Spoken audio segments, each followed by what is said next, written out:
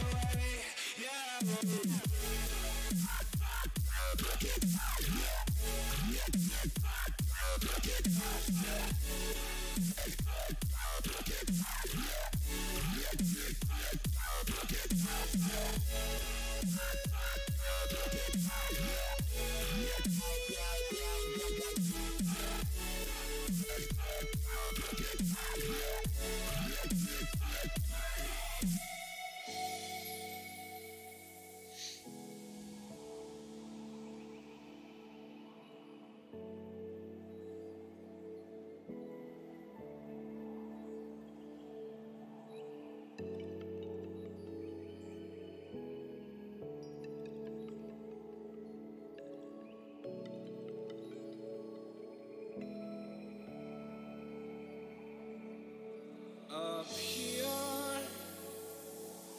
we're free, bound only by frozen memories, lost in time, racing all these broken dreams tonight, and we'll fly.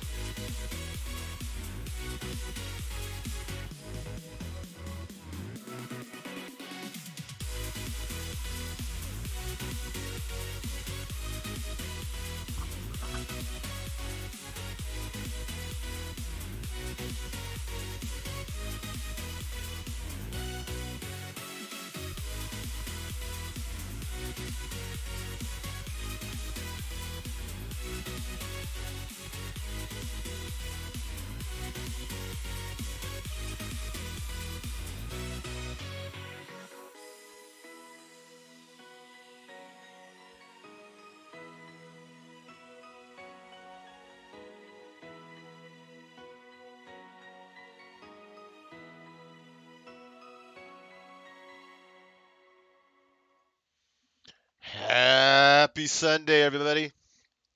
Welcome to the stream. Oh man, I've been so busy. I haven't had a chance to do much streaming for the last almost 2 weeks.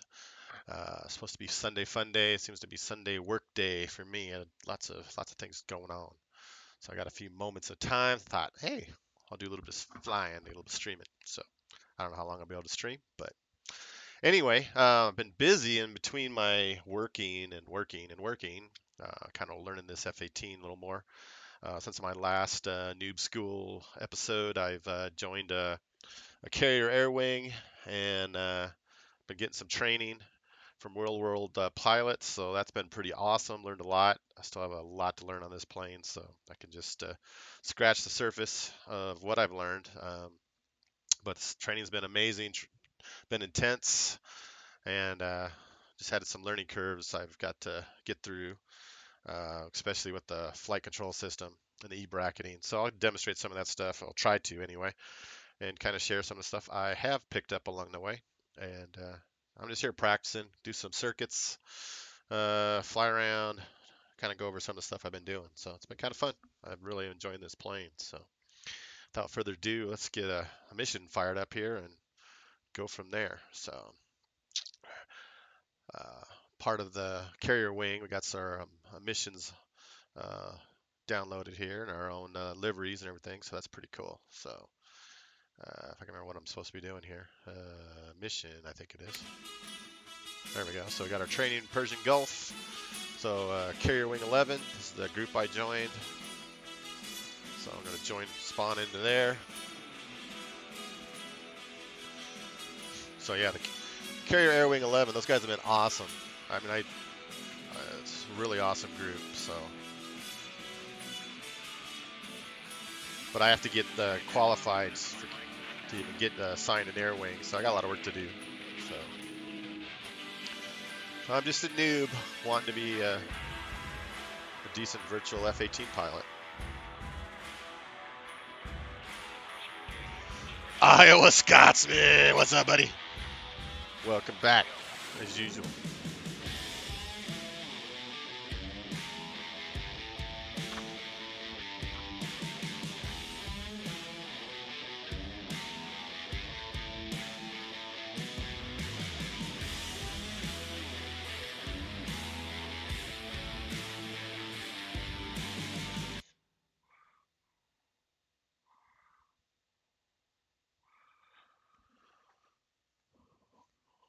So what you been up to, Iowa?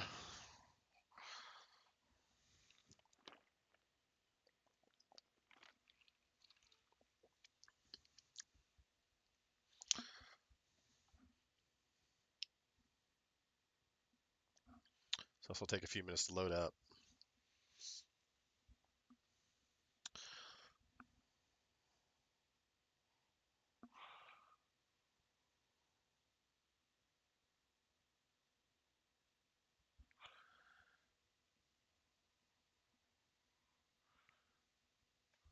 Awkward silence. Come on, hurry up. So yeah, work's been crazy. All kinds of projects due. I just work. And I come home and I got a long list of honeydews. Work. School starts next week, so busy getting the kids ready for that. And just everything's going crazy.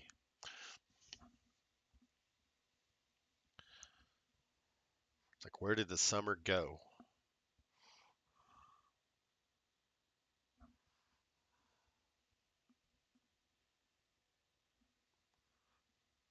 Come on, BCS.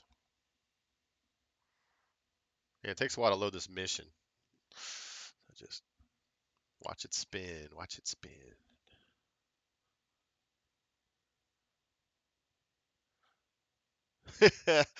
Yeah, where's the play? I don't know. I haven't gotten much play time. Wife stepped out, so I'm jumping in the pit before she comes home and goes, "Hey, I got a list of stuff for you to do."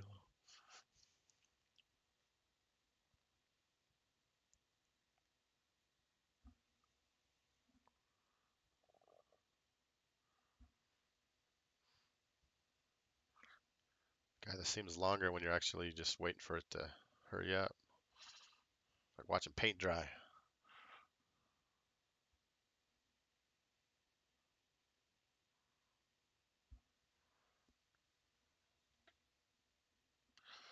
How's your P3D, Iowa? Did you get your crashing problem situated, or is still doing that? I haven't flown P3D since my last horrible failed attempt here.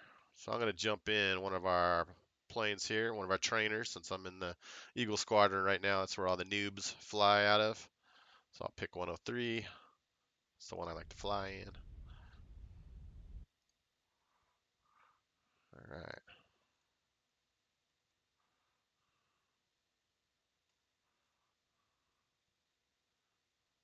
So we're going to be flying out of Al Dhafra today.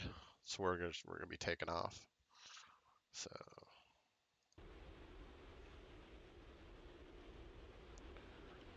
get my track IR kind of situated here.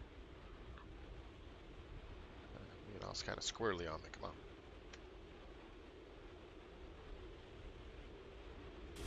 Oh yeah, there's our liveries, the Golden Eagles, our training squadron. It's kind of cool. So yeah, once I get qualified, then I'll get a plane with my own name on it. So that's gonna be pretty sweet.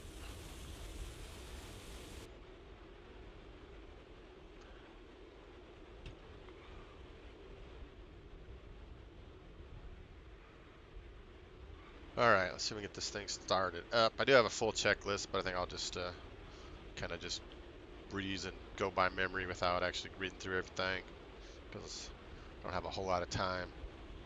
So I'll just kind of give it the abbreviated one. So we'll get the battery on, if I click it the right way. All right, 3,000 pounds brake pressure, that's good. Do our fire A test and B test. Get my mouse to work. Engine fire left. Engine fire left. Engine fire right. Engine fire right. APU fire. APU fire. Bleed air left. Bleed air left. Bleed air right. Bleed air right. All right, gotta wait a few seconds between the next test.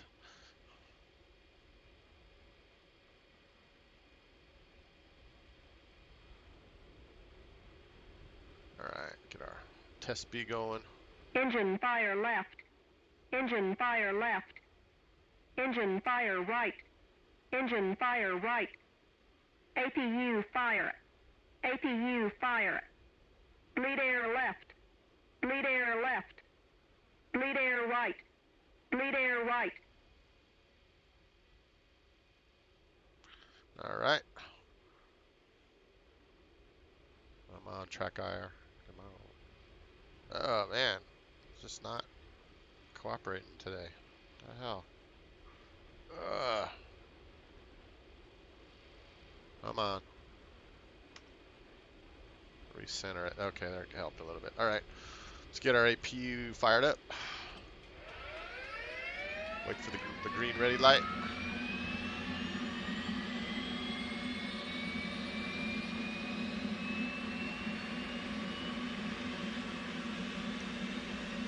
Got a green ready light. Start the right engine, get that cranking.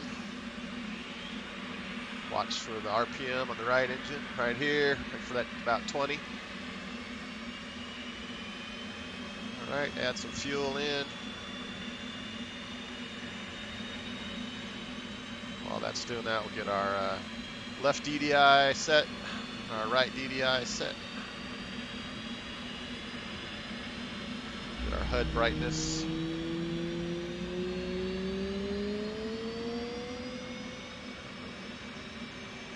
Goes on full max. Roll left, roll left. Flight controls.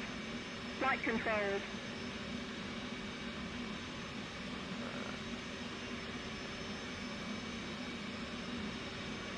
Stop our bit failure flashing here. Put that over there.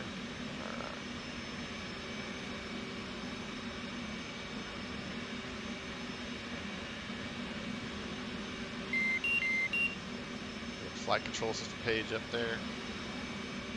And set our map to our TACAN HSI.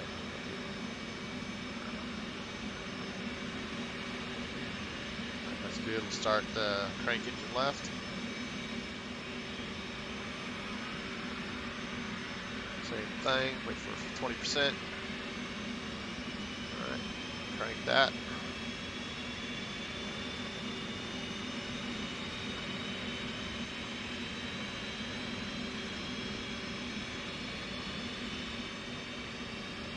Watch those fuel temperatures. Make sure they don't get too hot.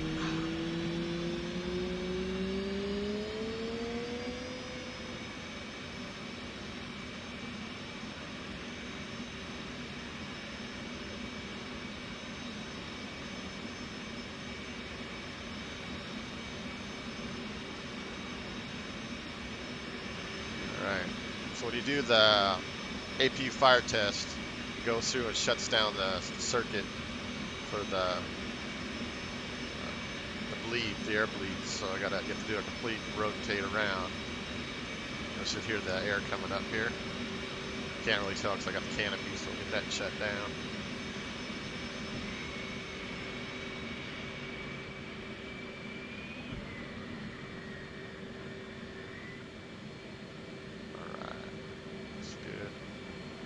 APU start shutting down here in a bit. So you hear that noise coming down. Get our flaps up. Get ready for our bit test.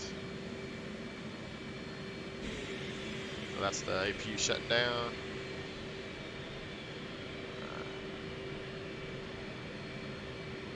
So I'll do our flight control system bit test. So get that on there. Flip that switch up here. I just hold the Y key down, but that'll hold it up. And then you click on that, and this will go from restart to test mode. So now it's in test. Now you see my flight control start doing the cycle through their testing.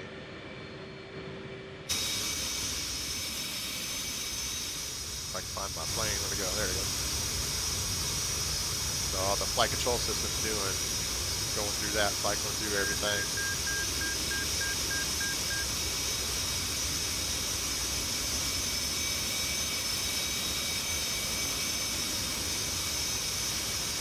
That's what it was doing.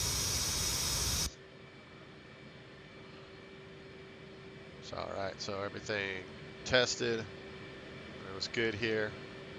So now I gotta reset the FCS right here. Hold the reset button. God, my tracker is not working well today. So hold that down. Clears all those X's. And put our flaps to half. So leading edge flap, trailing edge flaps, aileron rudder.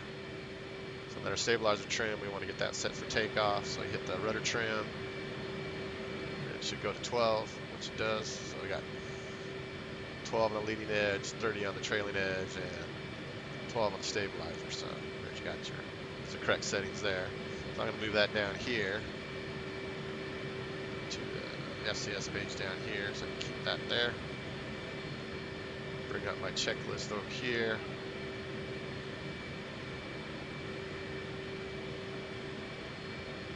And then bring up my HSI over here. Alright, so we're going to set up my TACAN here. So I'll turn on the TACAN, turn that on. And it's 96X, I believe.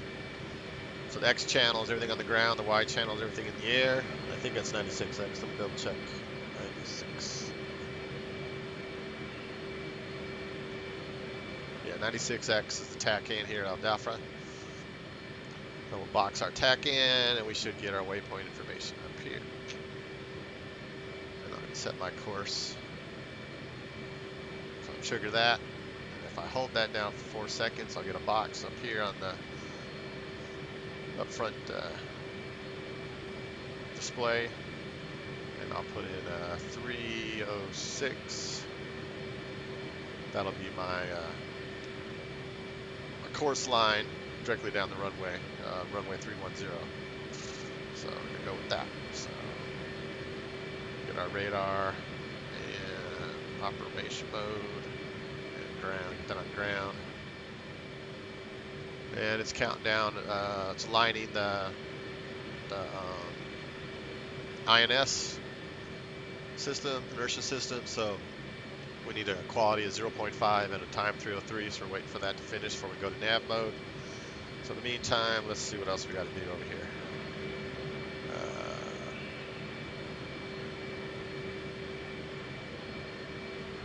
Alright.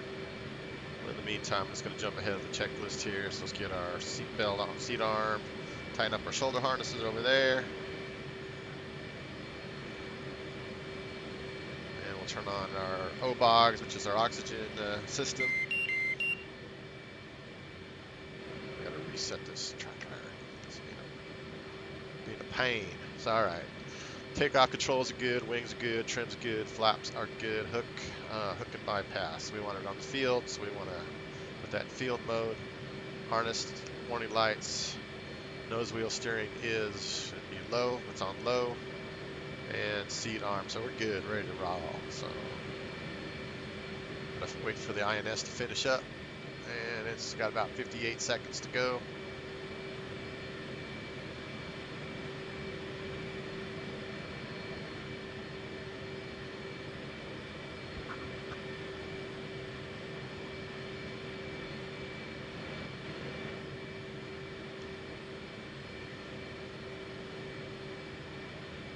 Oh, let me get rid of my signage. I forgot to turn all that signage crap off. So hold on.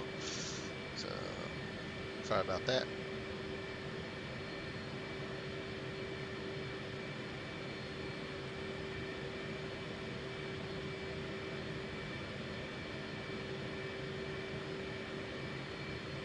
There we go. Let's clean things up a bit.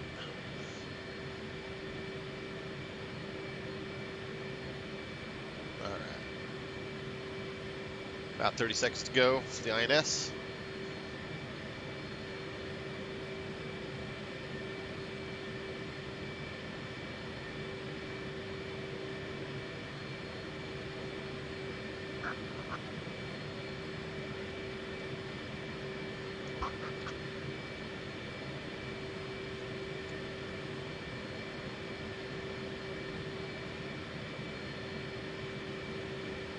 Again, we're watching this right here. Just a line in the INS. So almost done, about 2 seconds.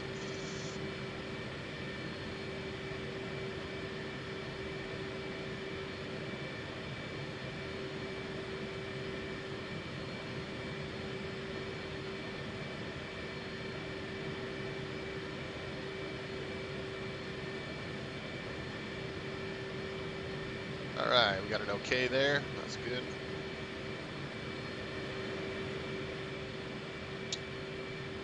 And we can put that into nav mode. All right. So let's see what the ATC does today, because I tried doing it the other day and that wasn't working right. So we'll see what happens.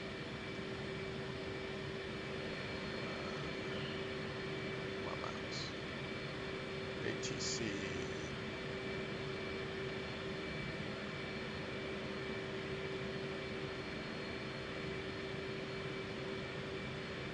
Well, I didn't request startup, but I already did that. Request startup. I already did that, so see if it even responds back. It may not even respond back. I think you have to be on the server for that to work, but give it a few seconds, see if it does anything. If not, we'll just ignore that.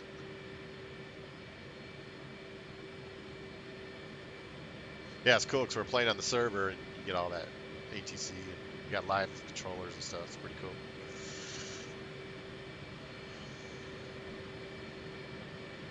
I don't think it's going to do anything. Or I'm not doing it right. One of the two. So, alright. I'm not going to wait. See if it even gives me, like, clearance real quick.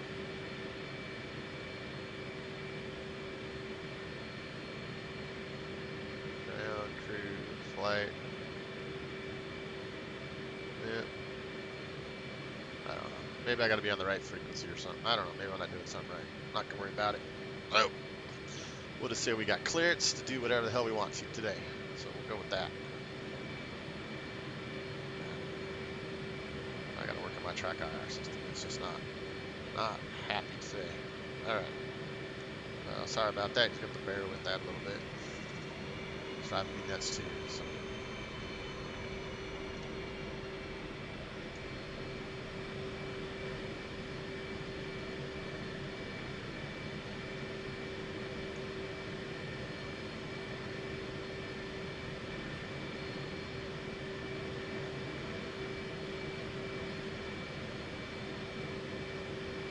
Springfield, 1-1. Abort takeoff. What? Abort takeoff. What are you doing? Oh. Why did that work? That was weird. Probably didn't do something after the command.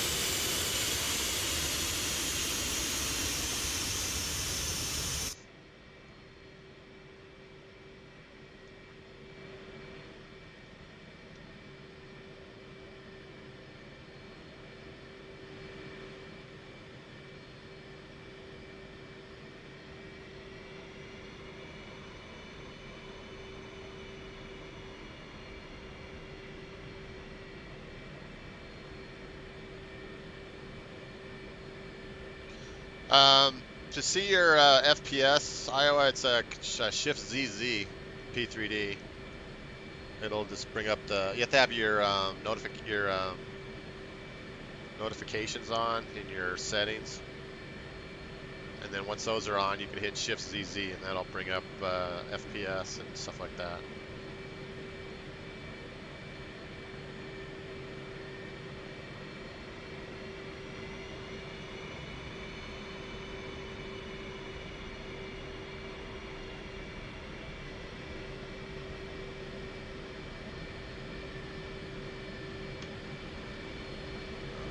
Taxi lights. Where'd my mouse go?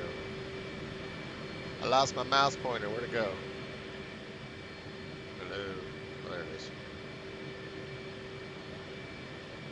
Alright, let's go.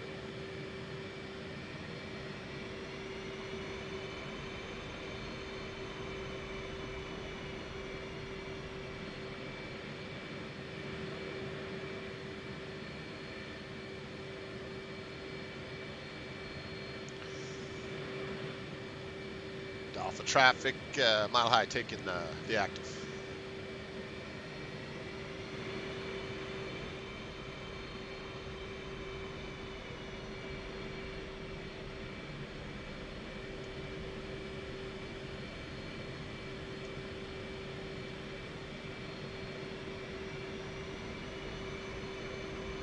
Alright, line up. Get about 80%. Start rolling. Down to some building. It's not cooperating.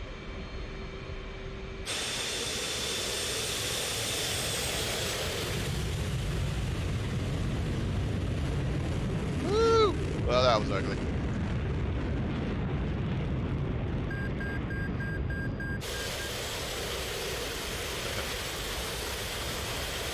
Come on, gear.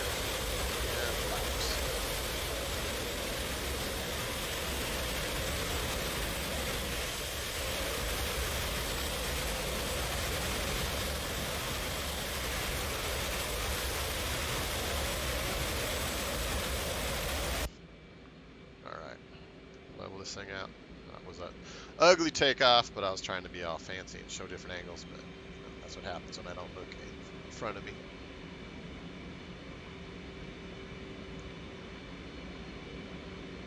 So I think I'll go up to 20,000 feet today, and we'll try to do. One of the coolest things we did was a spin recovery, so that was pretty awesome. I had fun with that. So let's see if I can duplicate that without crashing. So we'll just get up to about 20 up, get a full afterburner, and we'll just climb up about 20,000 feet.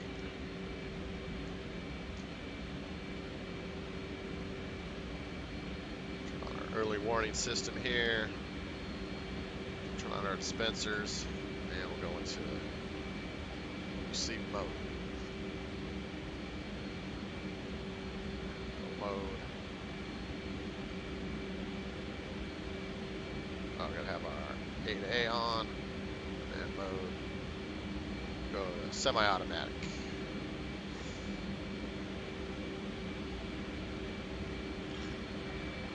One thing that's cool about this has the flight control system. So right here, where you put your velocity vector, this circle, and you get it up on the angle you want, it'll just retain.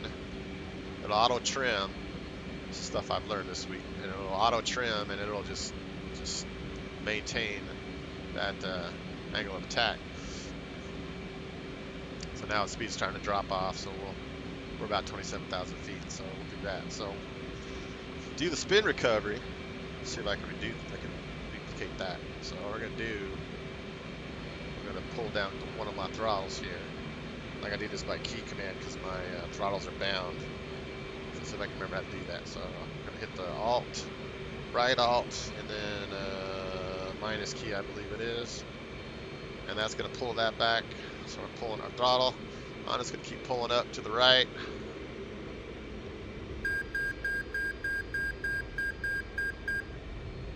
Keep holding it back, pulling it back to the right, opposite direction, and we'll start getting into a spin. And you'll see my left DDI and right DDI go there. So now we're in spin mode right now.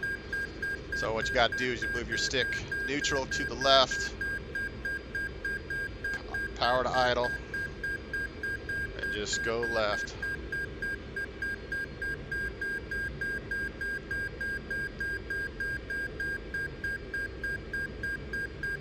Full left. Just keep on going. Eventually, when it comes out of the spin, my left DDI and my right DDI will come back to normal, and I'll see my HSI and my early warning system. There we go. We're back. So now straighten her out. Slowly bring it back. Add a little bit of power. And when we lost about 7,000 feet, that wasn't bad.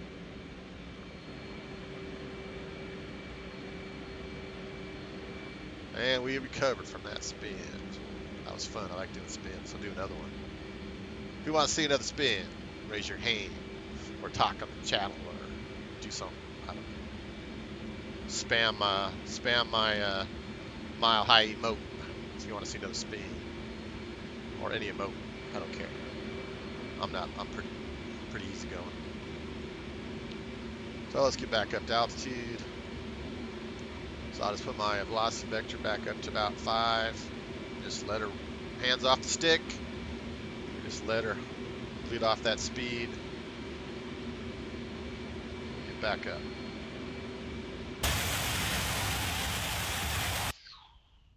Move out of my sound. The sound just went away. Hello? That's weird. Why did my external sound just go away? Oh, maybe I'm just hitting. I don't know. Is it because I'm beating the speed of sound? Maybe that's why. Oh, maybe that's why. So I'm ahead of the sound barrier. Maybe that's my guess. I don't know. Anyway.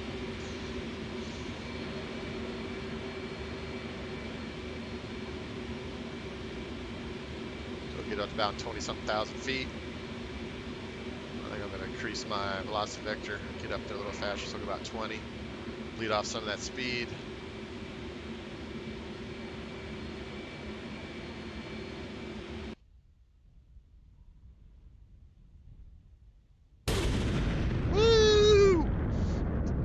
feel the need for speed, baby. I can't wait for Top Gun 2. Wow. Ooh, look at that. Did I just blow up? No, not. All right. We're at 31,000 feet. That's good. All right, let's see if we can do that again. So, once again, we're going to pull our my track IR. Come on, baby. Track IR. Reset. Reset. Reset. It's not going down. Why is it not going down? All right. So go our left, right alt, and the minus key. I have to do that for me. Pulls the left throttle all the way back. We're going to pull back all the way to the right on the stick.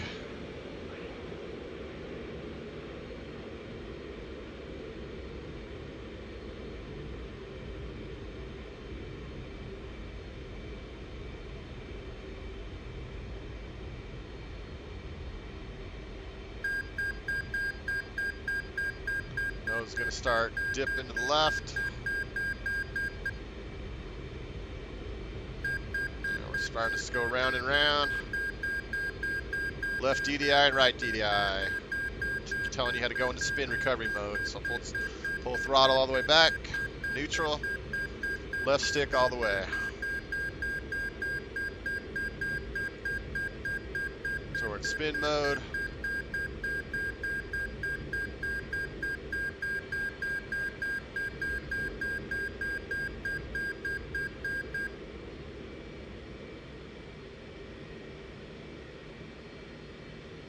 Okay, now we got our.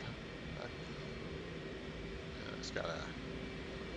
We got speed. We just gotta get down, lower the nose, add a little bit of power.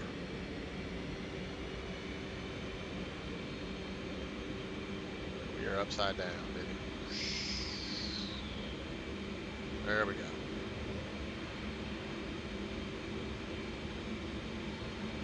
Go back to paddle. All right. Dang, I lost.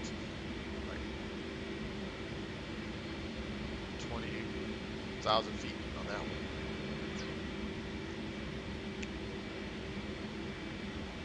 $25,000. All right.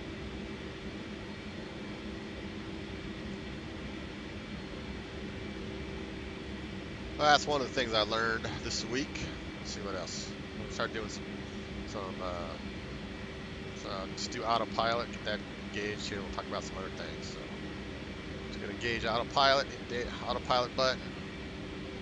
And slightly pull up on the velocity vector here, get a positive rate, and then I'm just going to hit the altitude hold, and that'll hold my aircraft at that thing.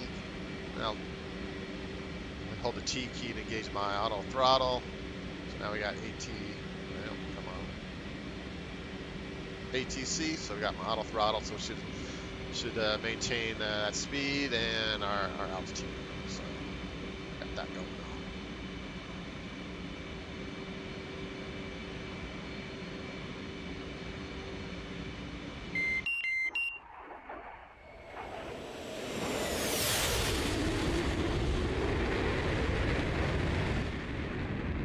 Frames just dropped out there.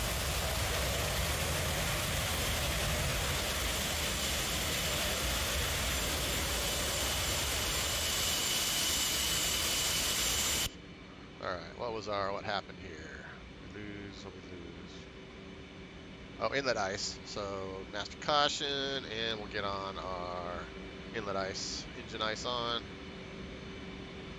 Oops, wrong way. There we go. Should be getting that going. All right. All right. So we're gonna we're about 50 miles out from Aldafra, so I'm gonna turn in a little bit over here, get a thing. And it'll just hold, like I'm in attitude hold, not altitude hold, attitude hold. So I just got a little bank in there, and it's just going to retain that bank and my speed. So we'll just sit there and do some circles here. So another thing I learned this week about early warning, not early warning, is that right? No, electronic countermeasures. So the early warning screen. So let me turn this on. There we go.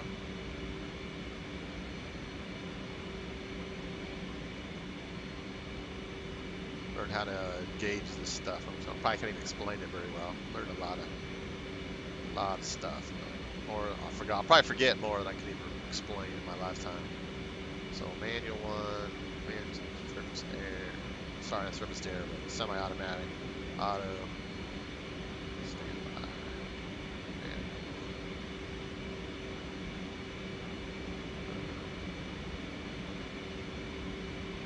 I remember how to explain this. Let's see. What screen do I want to be in? Oh, you got to cage it. Okay. So I got 60 chaff, 30 flares. I'm trying to find out where the screen is to go.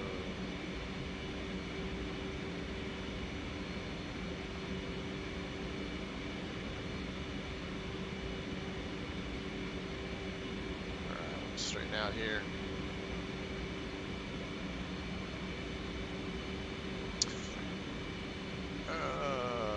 Can't remember. Oh, step. Here we go. Step. All right. Step. Mode.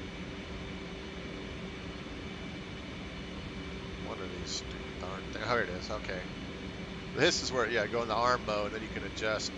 You can adjust how many chaff, how many chaff, how many flares you want to dispense with each one. So if I want to do like 2 chaff per one, so I just click on the chaff button over here, then I just up that. So now that's 2. And I want to do 2 flares, make that 2 other. So I'll do 2 repetitions every 1 second apart. So I can save that, and then that would give me, so return, and then mode, manual 5,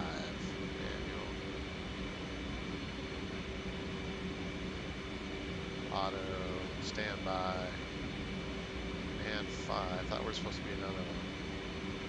Mode. I can't remember which program. Okay, I'll double check this. Okay, so that's program 5. Oh, program, okay. So I want to be on program. Which one did I just create? I think it's one. Okay, so I'm on program 3, because that's the one I modified. I don't know if that was right. I think it was program 4. I don't remember. We'll go with program 5, why not? So that'll be the one that's active.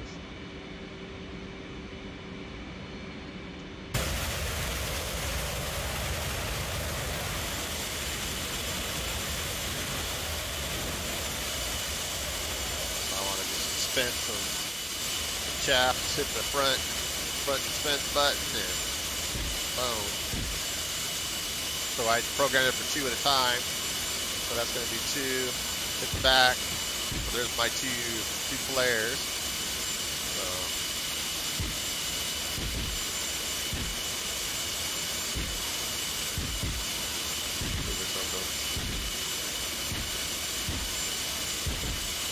that's cool. I haven't figured out how to use them yet, because I can launch them, but it's all part of the early warning detection system when you're getting like SAMs and missiles and shit fired at you. You can set it to automatically deactivate and kick off, stuff like that. So learn that.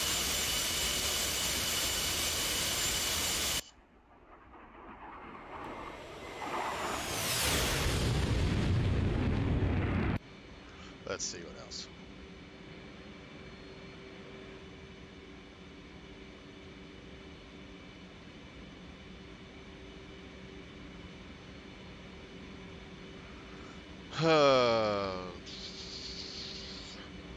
I'll talk about the E-bracket stuff later when I get ready for approach. So we did that. So we did stall, we did spins. Oh, so we learned about the bingo fuel. So I'm gonna set that to about 4,000, I think. So I need lots of fuel because I'm not the most fuel efficient pilot. It takes me a while to do stuff. So then when I go down here and set my track IR again. It's just not working right. All right, so now I can just hit this to dump my fuel. And you kind of look out the back. You can kind of can't really see it that angle. I'll go out the back. Go out. Oh yeah, so now I'm dumping fuel. So I set it for the bingo fuel of 4,000. So when I hit 4,000 pounds of fuel, I'll get a bingo fuel warning. When you're landing this thing, you want to be below a certain weight. If you have too much fuel, which I found out the hard way, trying to keep this thing trimmed up and everything is a pain in the ass. So that's going down there. So if you go to the fuel page, why is that not? How do you get back to?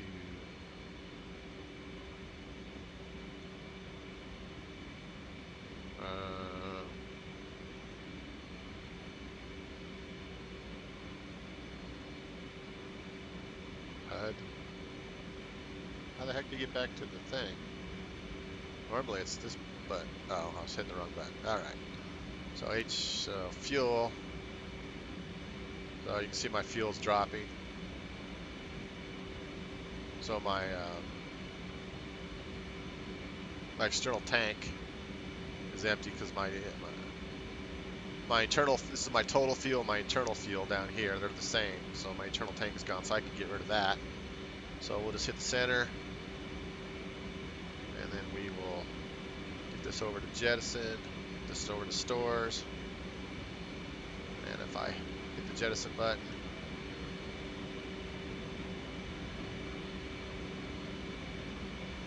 and my tank should be gone. There goes my tank down there.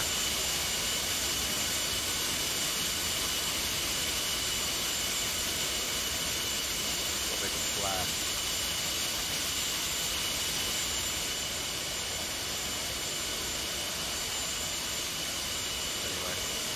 Tank's gone, a little bit lighter, a little bit cleaner for my slow flight.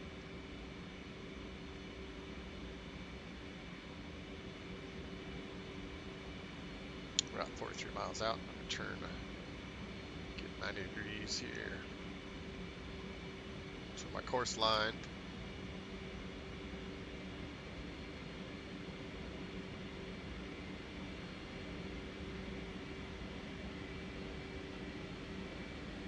Ship down there.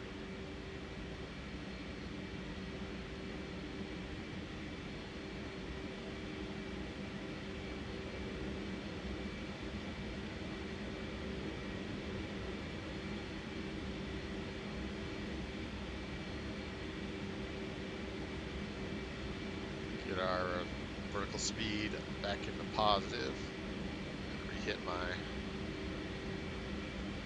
altitude hold. We still have our ATC for our auto throttle, so that'll maintain what we had set.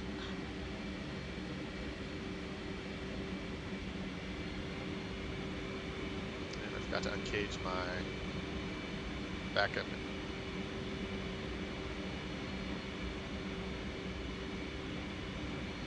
Artificial horizon, got that uncaged.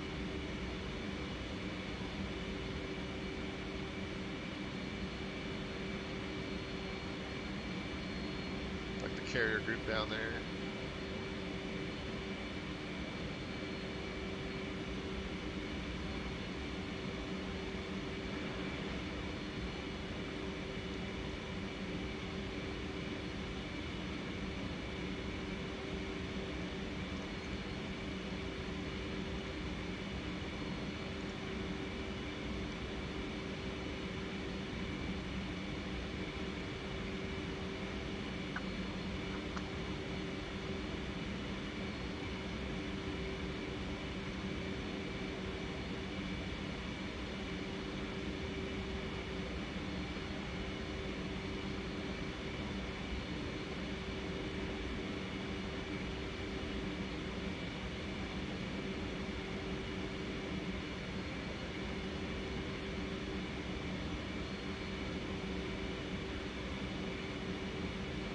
start heading towards El Dafra.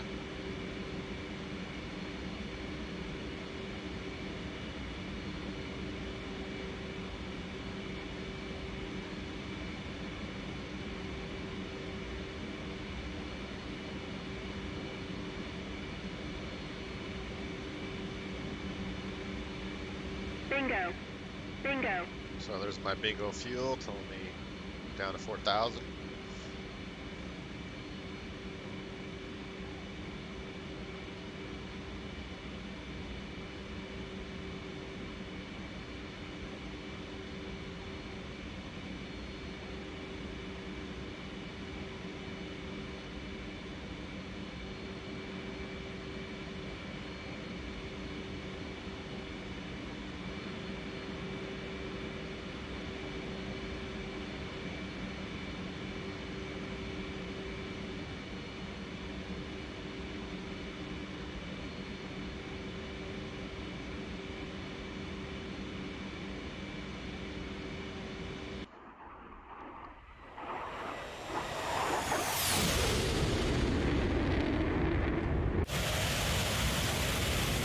I love the graphics in this sim. It's just so awesome.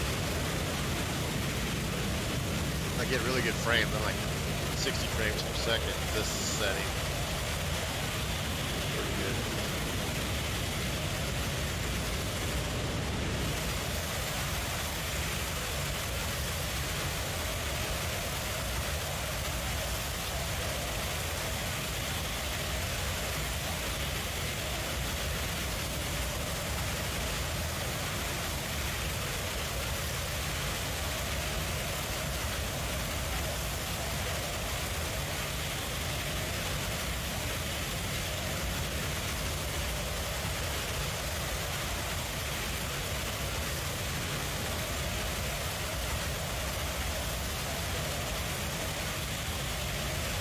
Spring shot.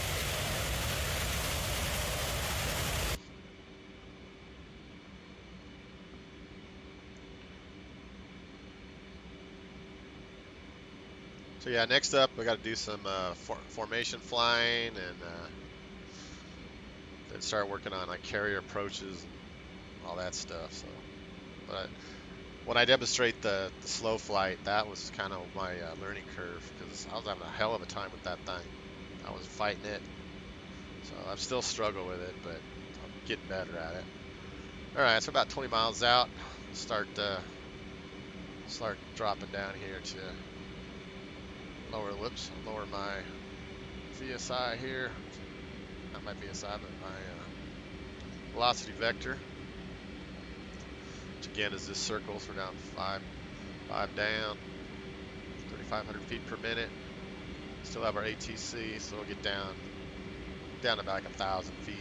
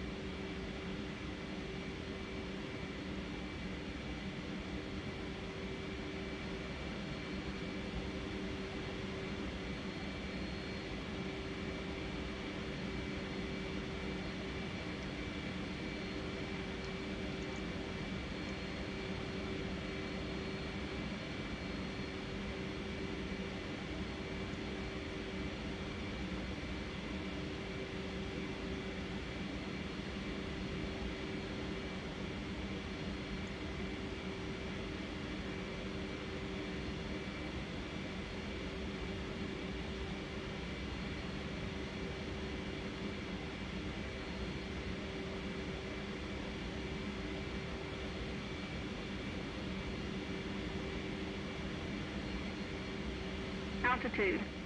Altitude.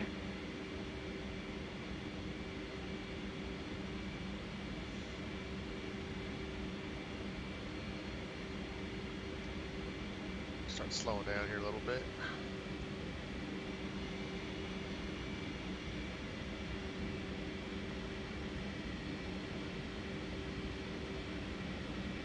Throwing a little bit of speed brakes.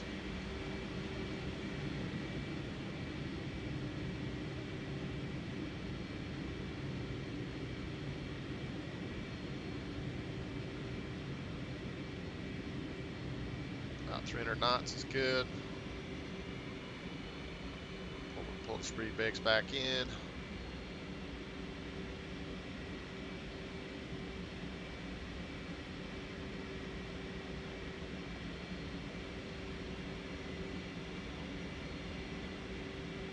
We'll start easing the nose up a little bit.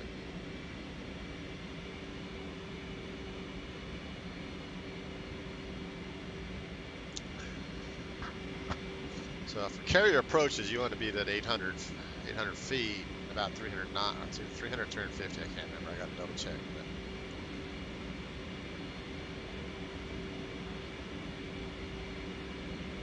So there's a Dalfra on the right side, so we're just going to swing over here, we'll fly right over it.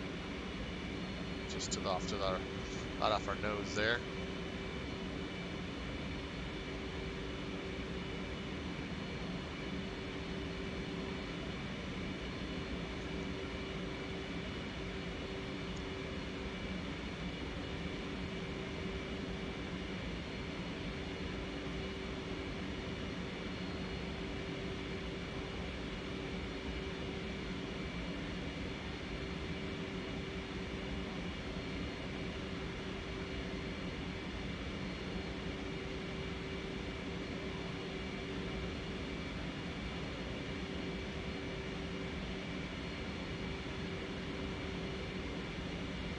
Alright, just crossed over that runway we just took off.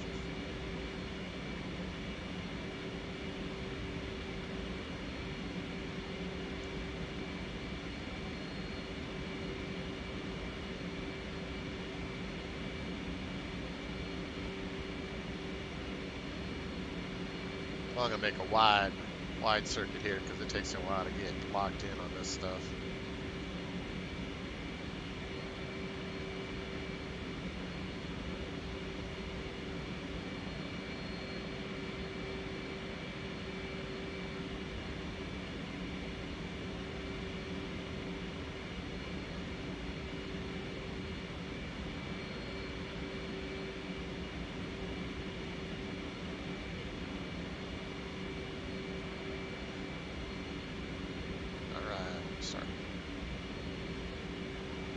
Down here, we're about cut 2 miles out. Well, 5.2 actually out. Let's get on our downwind.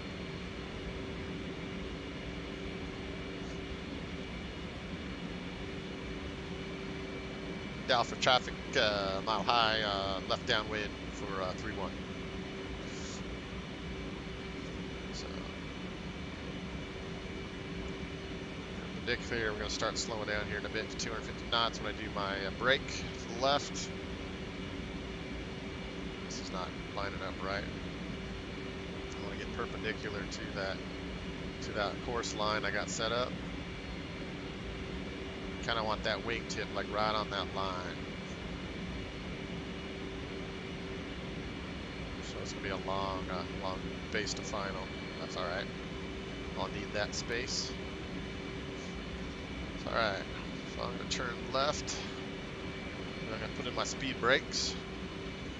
And when I get down to 250, I'll drop my flaps and my gear. So I'll start doing that right now. Speed brakes going in. I want to keep that velocity vector on the horizon. Kind of nice level turn.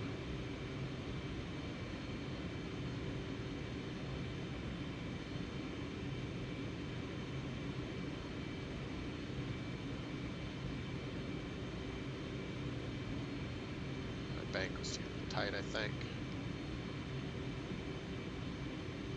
Turn off my throttle. I forgot to do that. Now my speed should start dropping. That's ugly. But 250, gears down, full flap. So now, flight control system acts in a totally different way. This is where I have my fun. So there's this E bracket up there, it looks like a knee. So I got to do is I got to trim my velocity vector into my E bracket. Now also I got to give speed. And then you're flying speed for altitude. You don't even touch the. You don't even want to touch the stick.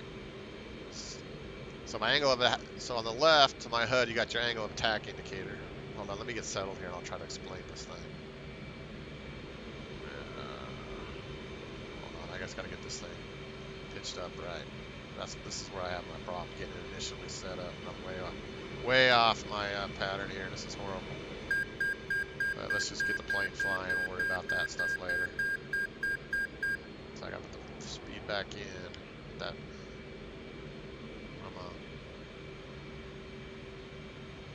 Just want to get level. Let's get level here first. All right.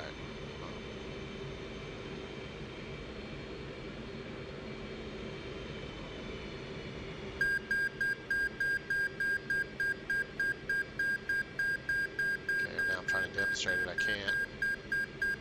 Come on. Speed's too slow, I gotta add more speed. Once I get in it, I'm alright. Just might have a hard time getting like in it. So I don't know what I'm doing wrong. Okay. Alright, so I'm kinda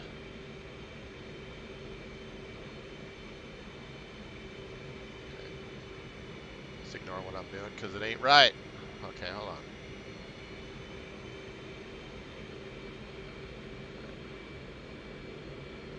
That's why I need all this space, because I cannot just do this on the fly. That's where I'm struggling.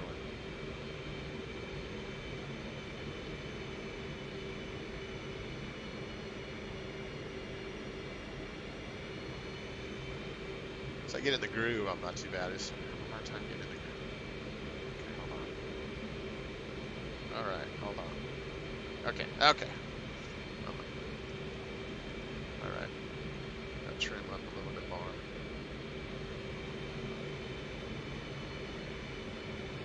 Okay, because once you get in the E bracket, which is that E,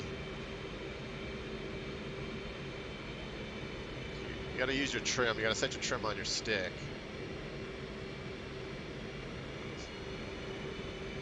This is not going well. Not going well at all. Okay, hold on. Alright. So you want to have that velocity vector in that E bracket. And when you're in the E bracket, you get the yellow donut. And then what you got to do is you got to keep working your throttles. You don't keep them steady for any long periods of time because the plane's always behind. Because when you're spooling up and spooling down, except I can't get it to work right. I'm acting like an ass here. Come on. Okay. Power up. Because once you're in the E bracket, the FCS controls the pitch, but it's not doing what I want it to do. I shouldn't even be talking about this because I obviously can't do it. Alright. Alright. Gotta keep it in that E bracket. You want that yellow donut, so that's good. Just gotta get my nose down. There we go. So now I can see. So I'm constantly wiggling the throttle up and down, up and down. I'm starting to nose is opening up, pulling it down, so the nose is going up. You want to keep it in that E bracket. Let me cage my HUD, maybe that'll help a little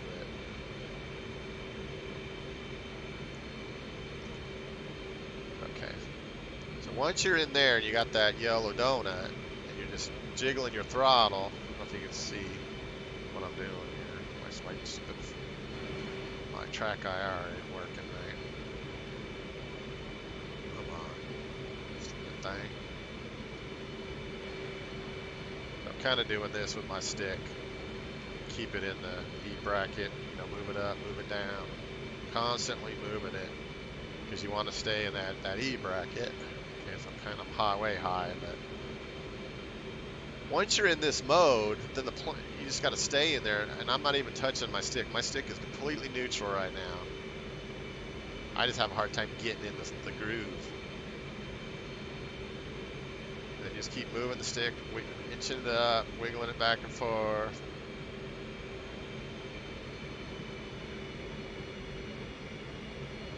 Because when you have your flaps up into auto mode, the flight control system does all this for you.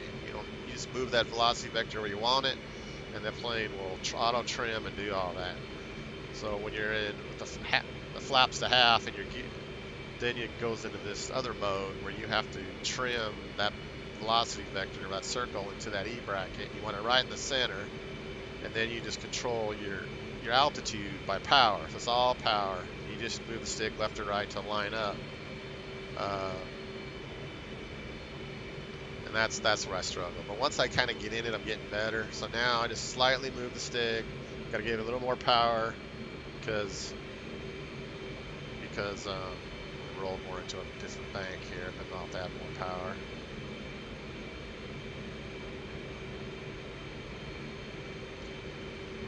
The plane's holding that, holding that angle of attack.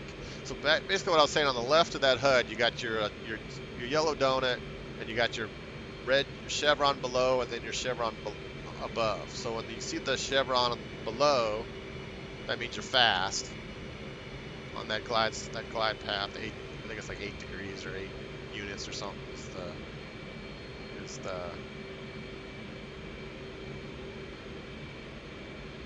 thing. The thing. That makes a lot of sense. Is the angle of attack. And when it goes above, that means you're slow. So that means your angle of attack is too high. And so you're coming in at a slow angle of attack. So you want to be right there in the center. And that's the trick. So now I'm kind of coming in here. So just kind of keep doing this, inching that throttle back and forth, watching that E bracket the whole time, keeping that velocity vector in there, keeping that yellow donut. And I see that velocity vector, my nose going down, I give it a little more power, kind of work it up. So now I'm going to turn my final here.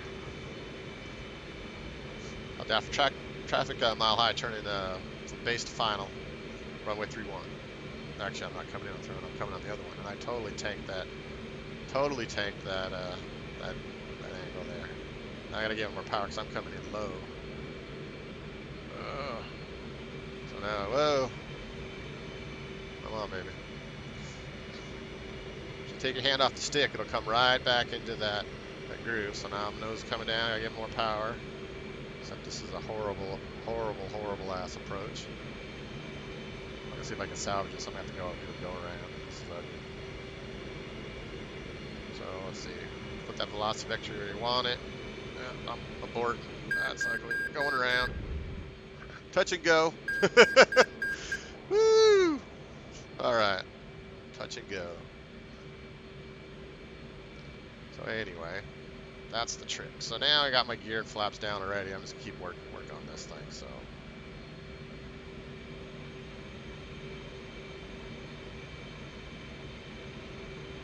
I'm already coming on the other side anyway. So what I'm just gonna do is I'll get back in that groove thing. So go hands off, which I'm back in.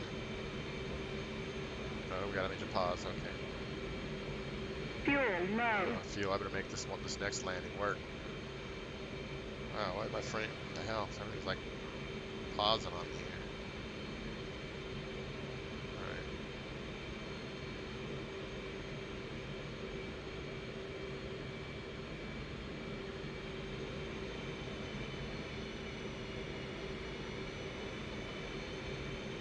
So. Yeah, so that's why I'm practicing this, because this is the part I'm really sucking on. And trying to do carrier approaches. When I did my first practice carrier approaches, before I even learned how to do this, they were like, I was doing it way wrong. And I was like yanking the stick all over the place. I mean, my hand's not even on the stick's centered. I'm not even touching this. I just move the stick a little bit left and right to adjust where I want to go. So we're just going to do a kind of a circle to approach here.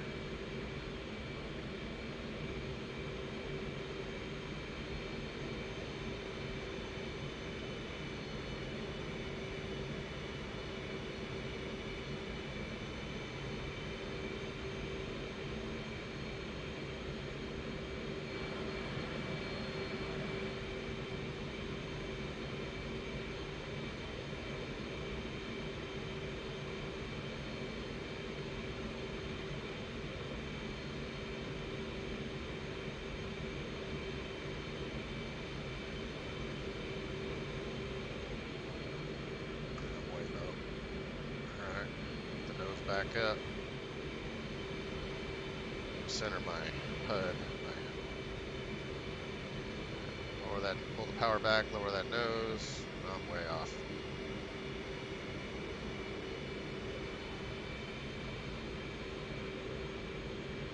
Alright, I gotta pull back on the nose because that is not how we land.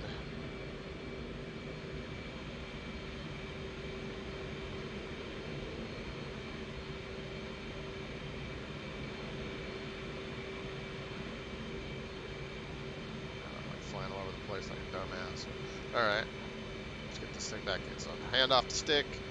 I already kind of had it trimmed. It should automatically kind of kick back in. When it's back in, that E bracket, the FCS system, automatically kicks in. So now I just got to give it more power. Get that nose up. There we go. Let's see if we can get a better approach here.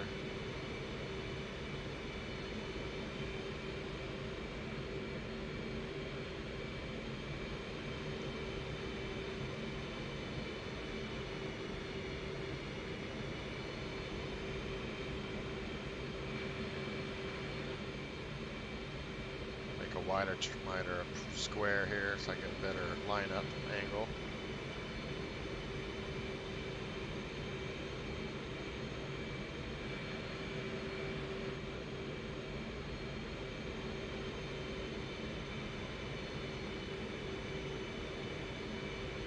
So turn it in, give it a bit of bank, give it more power.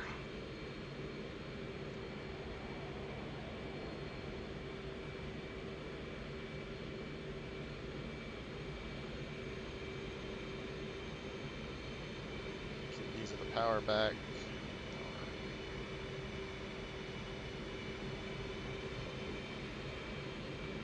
So it's all hitting power now. I'm not lifting the nose and letting the power lift the nose for me. Pull back, nose going up. Ease the power back a little bit. Don't keep it there, just keep wiggling it. Nose is coming down, give it a little more power. Now just kind of keep easing it.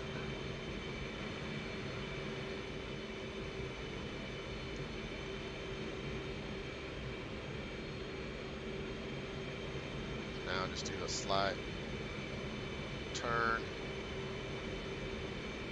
Nose is coming down. Got to give it more power. Get that nose back up.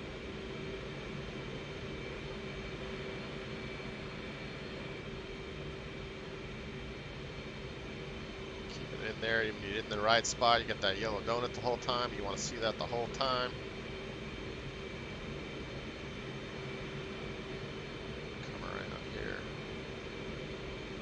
Coming down, gotta get that nose back up. We're gonna go right straight in. All right, starting to come around. Start lowering the power a little bit. Pull that power back. Get that velocity vector right on the end of the runway. Give it more power, more power, more power, more power, more power, more power. Use it back, use it back. More power, use it back. More power back.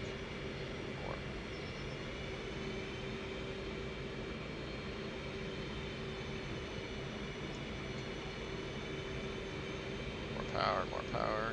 Just get that velocity vector right on the runway where you want it.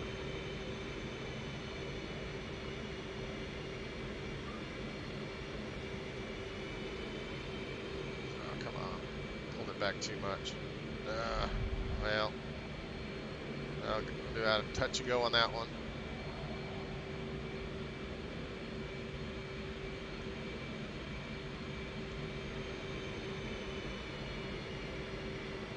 Back the power, get it back in the E bracket.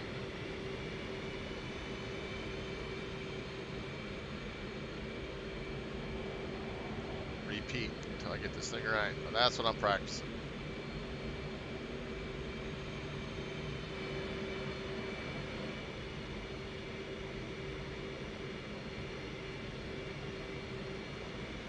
Yeah, on that towards that end, sometimes I get complacent on my throttle. I'm like, okay. You gotta just keep moving it, inch it down to the runway, and I let it stay in one spot too much, so then I dropped.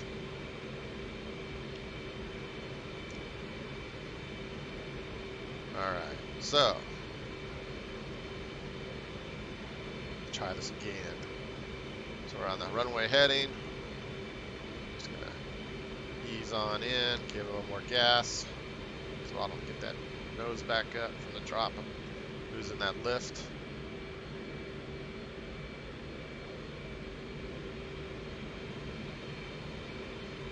Fast.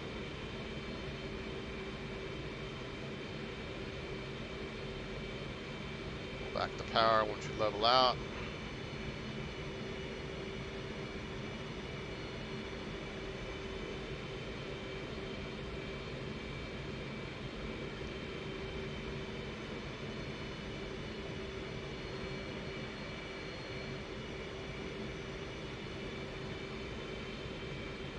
Yeah, because you naturally want to pull that stick back, and that's bad, bad, bad. That's what was my habit. It just will drop your plane like a ton of bricks.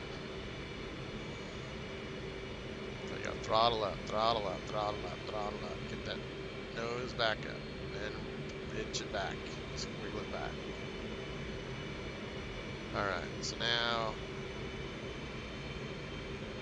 get our downwind, give it more power because we're turning, losing that lift.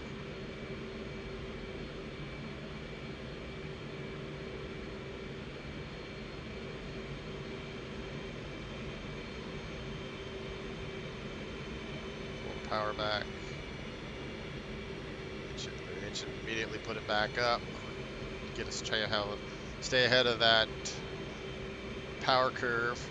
That's the other thing. If you stay too long in one spot, you fall behind the power curve, which I do all the time, and then the damn thing will drop on you.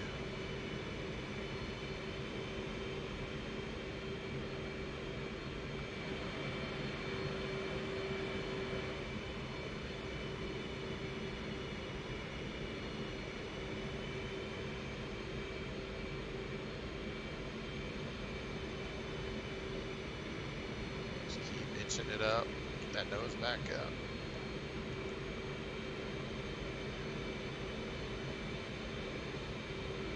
Climb it up, nose back down. Just keep wiggling that throttle.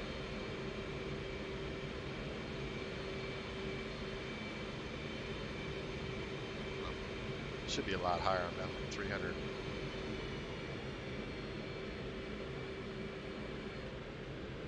Oh, out of fuel, I wasn't even paying attention. Well, that's what happens when you don't pay attention to your fuel. You go down. Boom! I wasn't even paying attention to my fuel. Too busy? Yeah.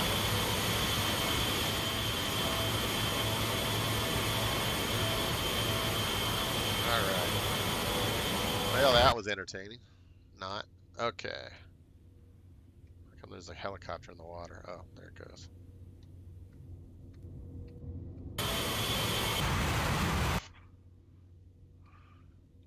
Alright. Well, bummer. Alright, let's see.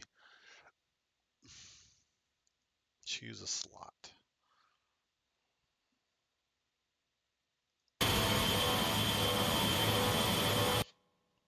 Guess I can't go back in the same plane, so we'll go to a different one. 104.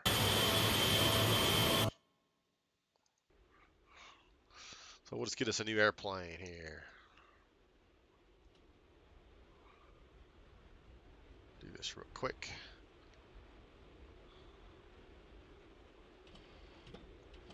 I'm going to skip the fire test and all that. We'll just go get it going. Come on. Track IR. Piece of shit.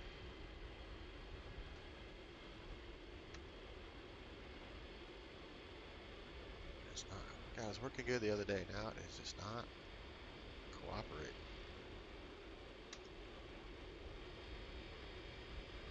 Alright. PU on.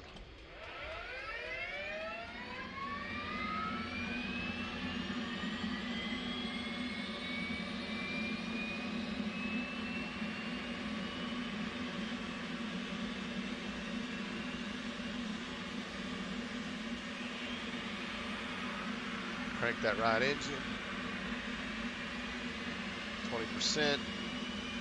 Give it some fuel. Get our left DDI today. Right DDI today. HUD brightness. Middle. Map, get that full bright.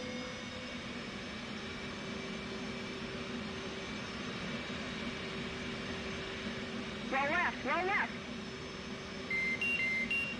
Flight controls. Flight controls.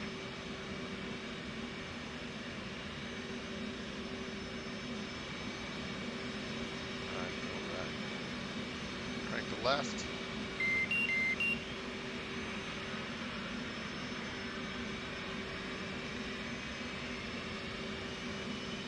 %, fuel.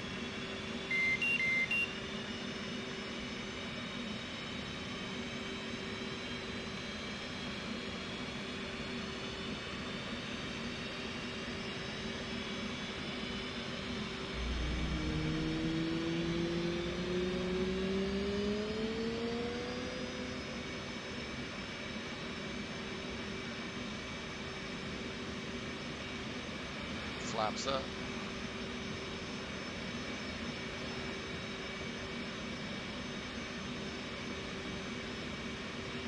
Get a big test going. Get a radar on. Operator. Ground.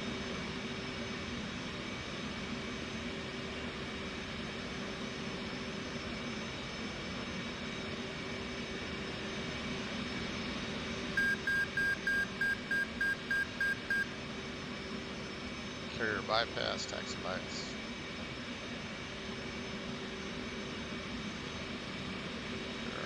Oxygen system on. Count down.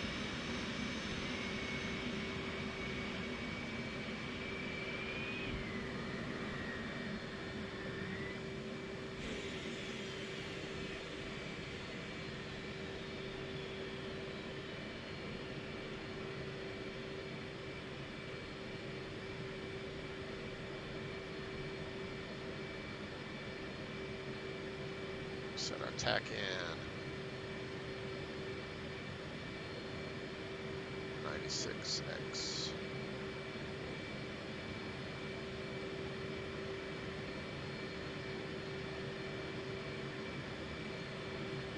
.306, of course.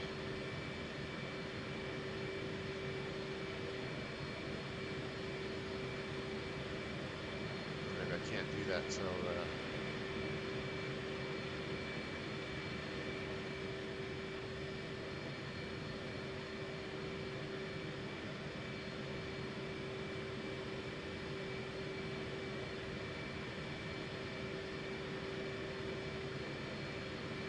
I guess you can't do that till my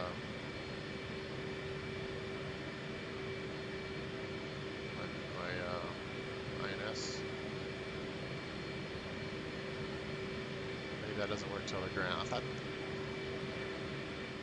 I did that earlier last time. Maybe not. Maybe I have to wait for the INS to finish up.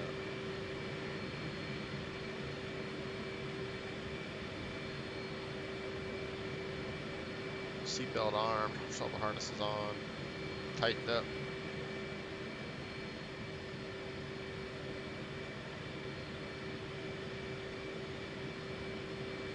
You have to have your INS. You have to have your parking brake on to do the INS. I gotta wait for that. Let's see. Meantime, I can reset my FCS and do my rudder trim.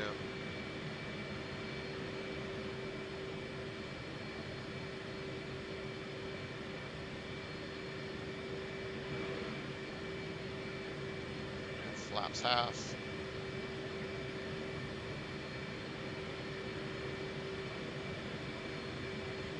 Got about 6 more seconds to go.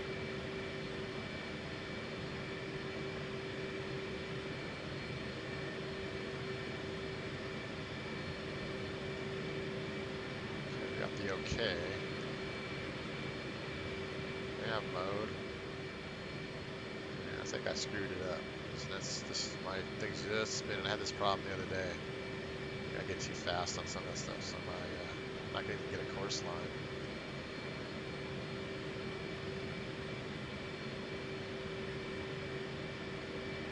It's alright. No big deal. Alright, takeoff controls, wings, trims, flaps, hook, harness. I think we're good.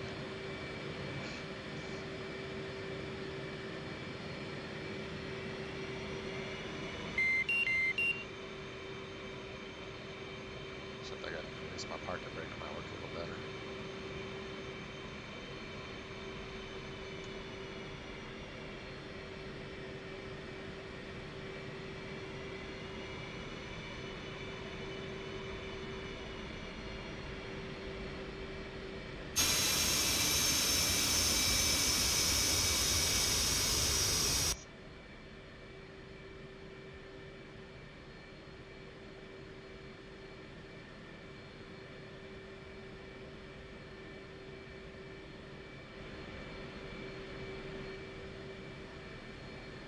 So I can do a better takeoff this time.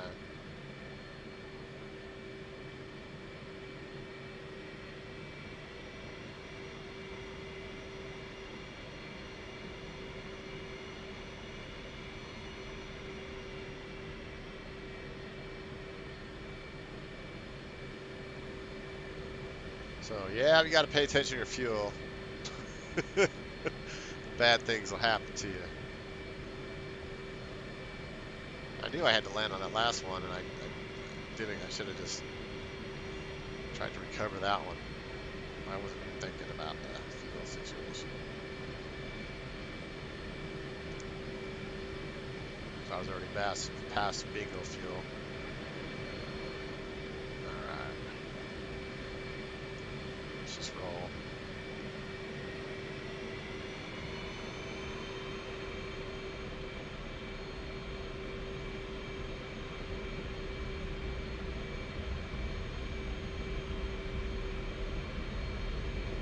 Oh, that's ugly.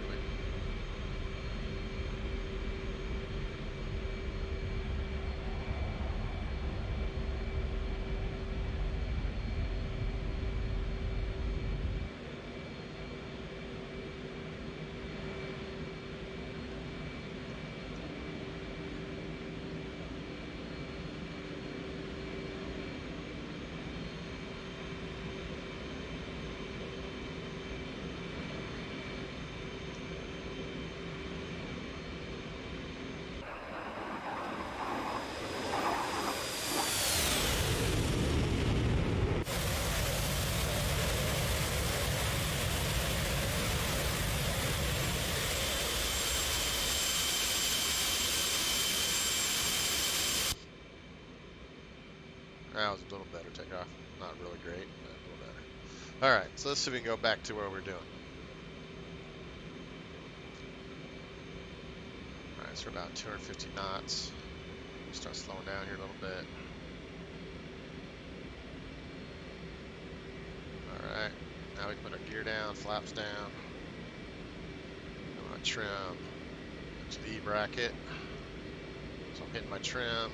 Now we're in the E bracket. I want to get right in the center there.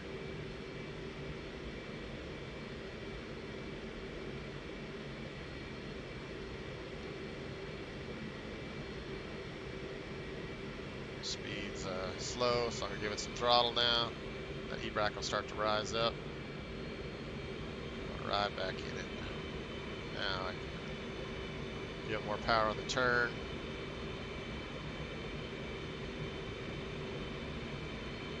Dropping really fast, so give it lots more power. We'll be down to, we got all that weight because we're at 12,000 pounds, so we don't want to be that heavy. So I am just going to jettison all my stuff. Boom, just save time. Flight controls. Flight controls. So now we're down to 11,000. I'm going to set my bingo to like 2,000.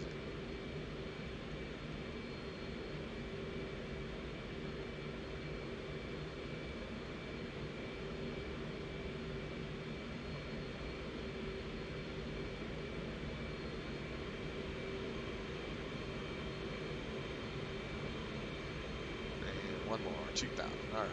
So nose is up. Lower that power. Just keep wiggling that stick. Get that nose back up. Get back in slow-mo mode here.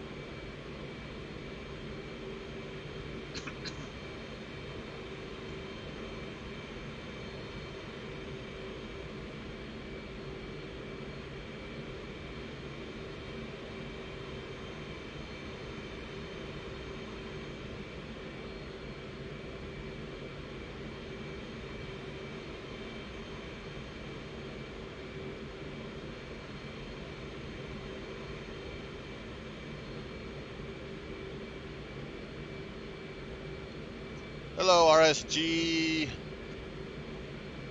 Is it Isaac? Isaac? What Isaac? I'll just call you RSG because since I'm totally blasterizing your name, I apologize for that. This is DCS. This is Digital Combat Simulator, and I am practicing my slow flight right now in my F18. Trying to come in on that landing. I'm way high here. Get down.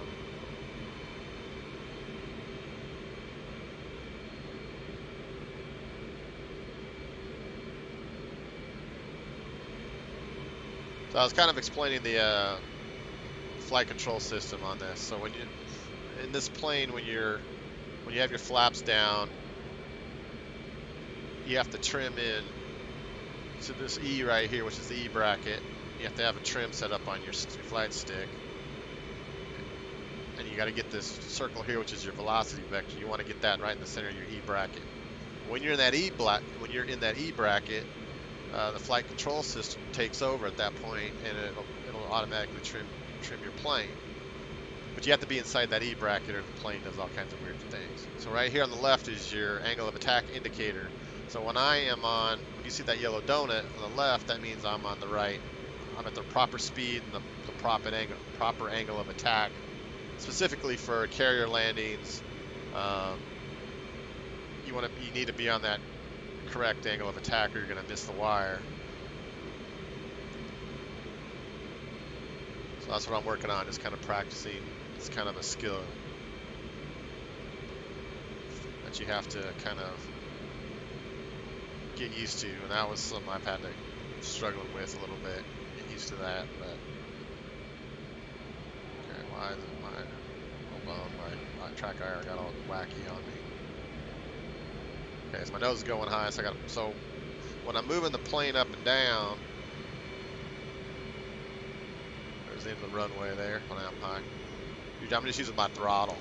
So that circle, that velocity vector, so now I'm throttling up. So the angle of attack indicator, you saw that green chevron on the top, that means I'm slow.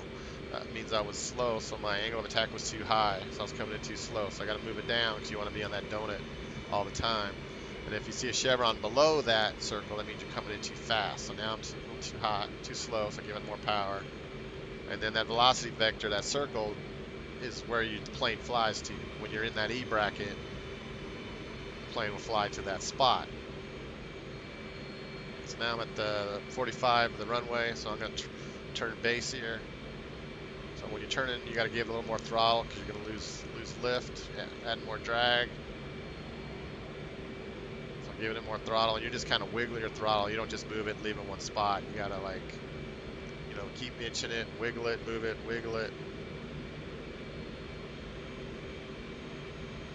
And then when you level out, you pull the power back a little bit. I'm way high. So I'm just pulling it back a little bit. The flight control system out. Now I'm going down. All I'm doing is throttling up. I'm not even pulling back on the yoke. That's the bad habit, because I've done that. You keep doing that, the plane will just fly out of the sky. So now I'm just moving my yoke to the left, my stick to the left, but I am not moving back on it. I'm just kind of inching it up, give it a little more power. Trying to roll out here, get that velocity vector at the end of the runway is what my goal is. So fast, slow, and just keep wiggling it. Don't want to leave it in one spot too long because you get a delay from the spool up on the engine. So I'm fast because my velocity, that chevron's down below, so now I'm giving it more power. Now my nose is low, so I'm going to give it more power even though I'm on the donut. So I want to get that velocity vector right on the end of that threshold of the runway. Now I'm fast, got to pull back on the power a little bit. You don't want to be moving your stick because then that just jacks everything up. So I'm just going to give it more power. Just kind of keep wiggling it. Never stay still for more than a second.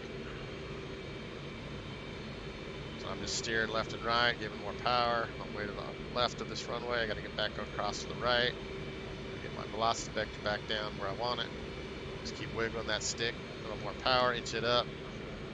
Just move it up a little bit, move it back. To the right, I got to cross over that. Just kind of inching it down a little high. Throttle up, throttle up, throttle up, throttle up, throttle up, throttle up, throttle up, throttle up, throttle up. Then fly right down the runway, except I blew it. Too much power. I'll just do a go around, practice so let's fly down the runway. Throttle up. I can probably make this work. Throttle up. But it's now I got my spot. Now I just fly it, just lower it down a little bit. No, I'm not gonna make it. That's why I said if you leave a throttle on someplace too long, you gain too much power, you lose too much power. You just gotta keep moving it. So I'm already below this, so I'm just gonna go around. So give it full power.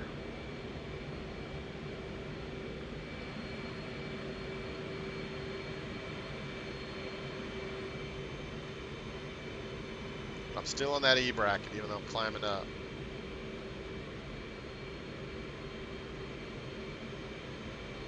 So now the nose is coming down. I gotta give it more power. Just gotta keep wiggling it. And that's the trick. If you get lazy and get complacent like I do, you start sinking or climbing too much. You just gotta keep focusing on that. Alright, so now, past the end of the runway, I'm gonna turn into my bank. Gotta give it more power. I'm gonna keep a level bank here.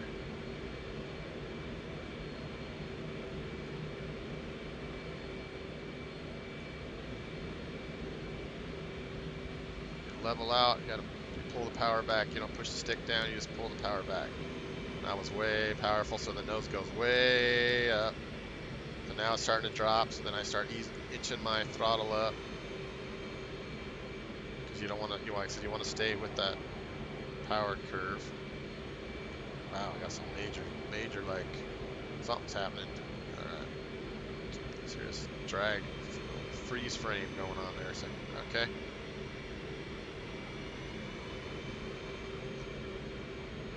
Just keep wiggling that stick. Easier said than done. Alright, so now roll into our downwind, give it more power.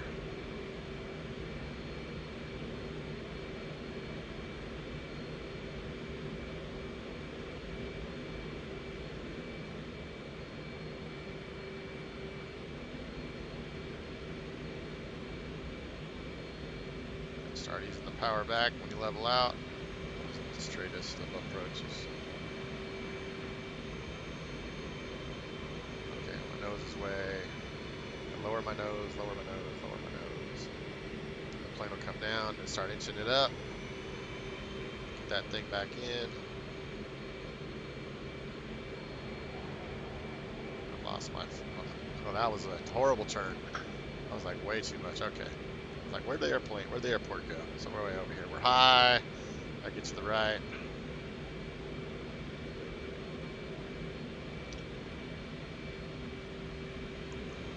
Power back, level out. So it goes, it just likes to go way up. And then we see it dropping. And you gotta start inching the throttle back up.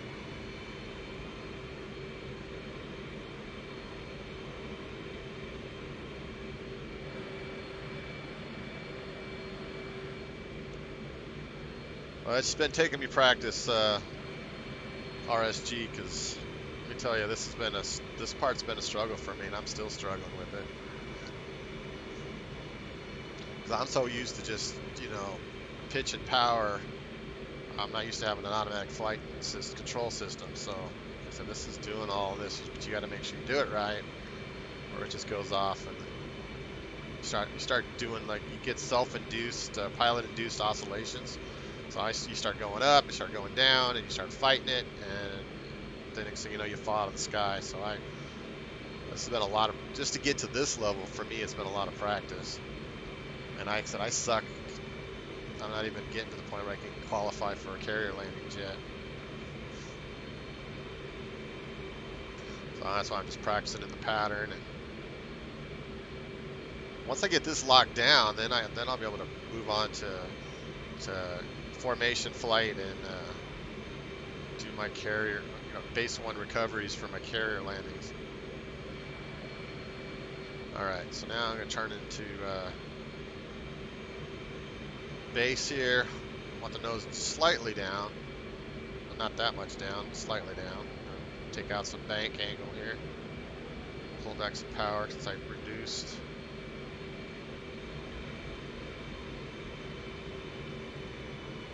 The nose drop. Level out a little bit.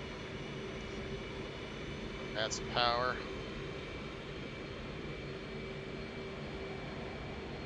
Let's give it a nice gentle little turn into final.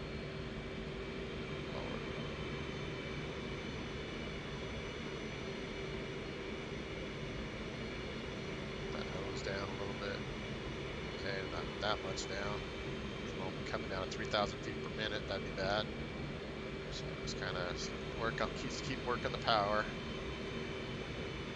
That velocity vector where we want it. I'm doing these like, I'm cutting off my my base to final leg. I'm just making it too tight. I think I'm turning too soon. So that's why I'm getting these funky angles. I really need a nice straighter approach. That way it gets set up better. But for now, see if we can salvage this. But yeah, you can see, so you got that E bracket still in there. Just gotta get that velocity vector right on the end of that, right where my landing spot is, at the end of those numbers. Just gotta keep moving it. Don't keep it still too long or bad things happen like the last couple times. Just keep moving it. That velocity vector right where you want it, because that's where you're gonna land. Just keep shaking it, moving that stick.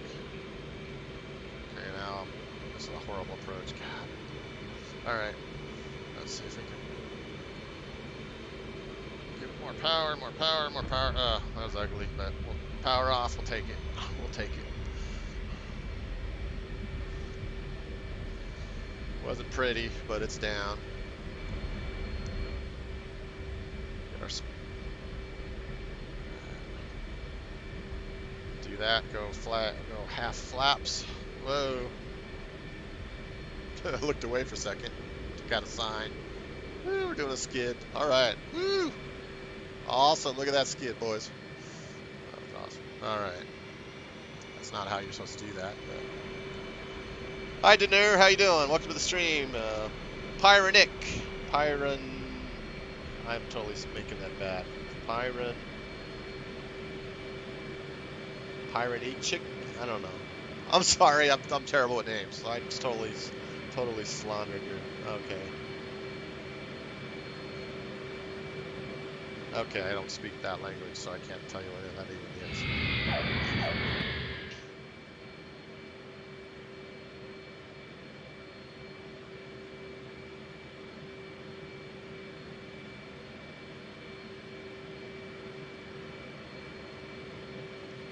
Well, Nick Bosch, thank you for the follow.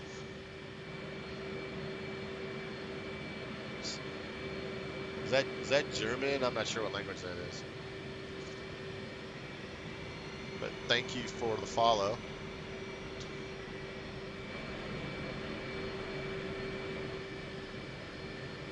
How old am I? I'm old enough to know that I should probably be doing something. I don't know. I don't know how to answer that. Okay. Well, welcome from Russia.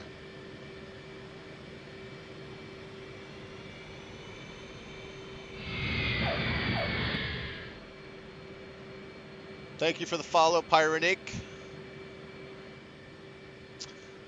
I am older than dirt. That's how old I am.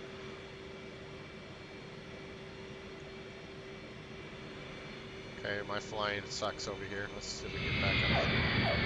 Denier45, thank you for the follow.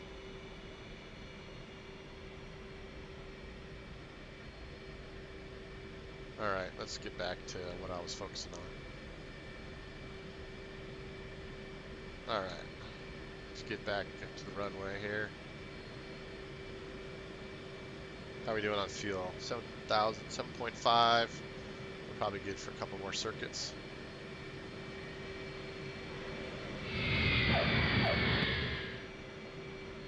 Well, welcome from the Netherlands.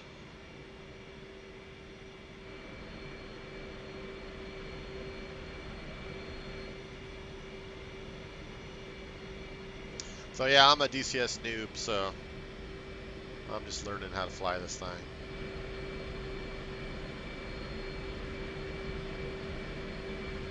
Yeah, I do need to learn to fly. I am not the best F18 pilot. I'll tell you that.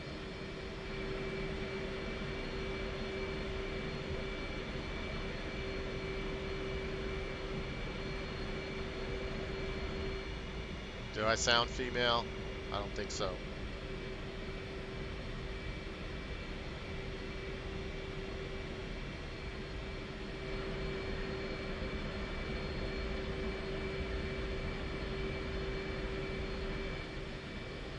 Yep, not paying attention to my taxiing either. I can't obviously look at my chat and fly at the same time. So I can't fly normally when I pay attention, but let alone when I'm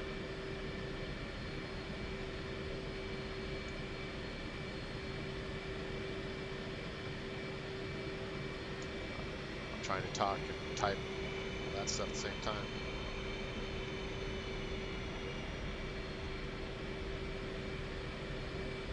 All right.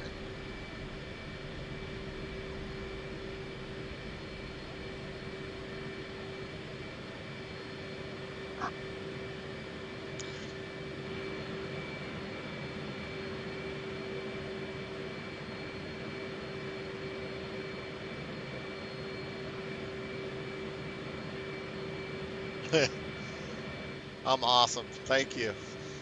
I'll remember that when I totally screw up. You guys are laughing at me. But anyway, back to half flaps. I think we're ready to go. I can fly 747. I do fly some GA airplanes. I do fly the big tubes, and do some helicopter stuff too. I'm not really good at helicopters, but I'm totally new to DCS. I've been flying other sims for quite a while. The whole I'm totally new to the DCS thing.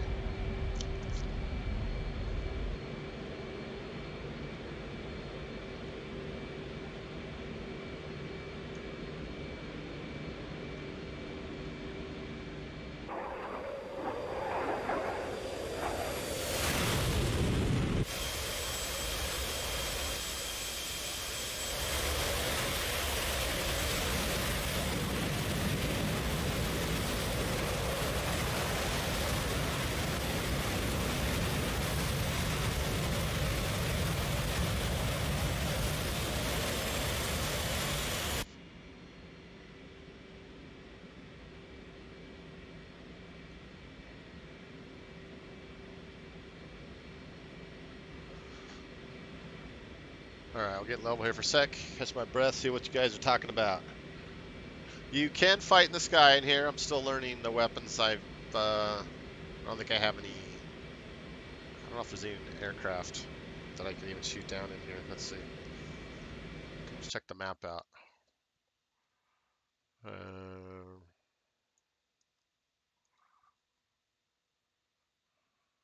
think this just might have friendlies in it. I don't think it's got any bad dudes.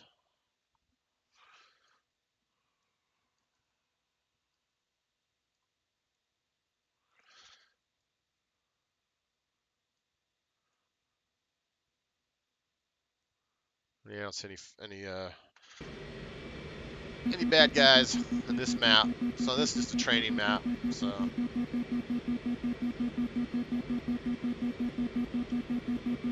why is this thing all jacked up?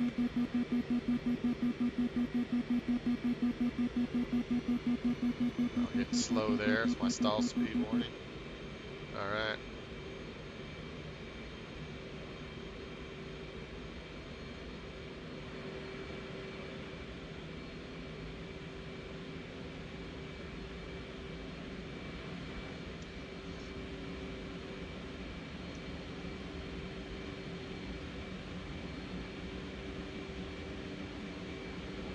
Get some altitude here.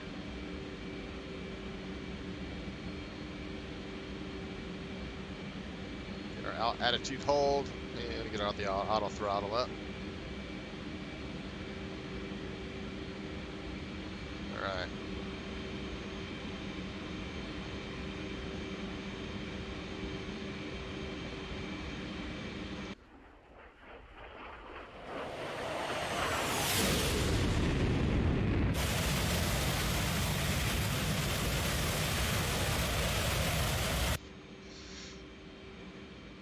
All right, let me catch up with you guys in chat.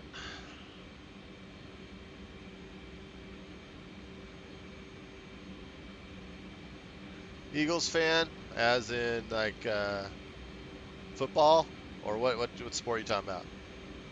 I'm a Broncos fan for football. Eagles fan, not so much. But I do like Eagles.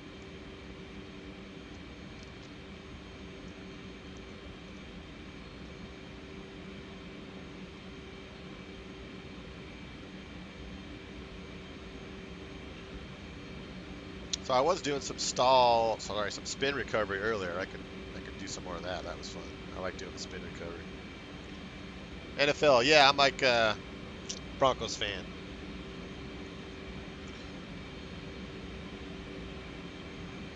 So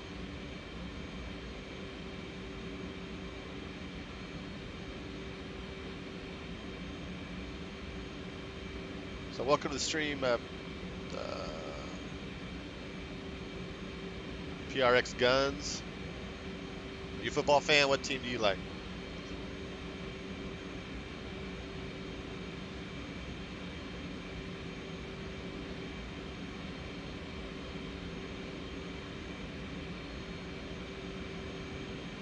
So let's do another spin. That was fun.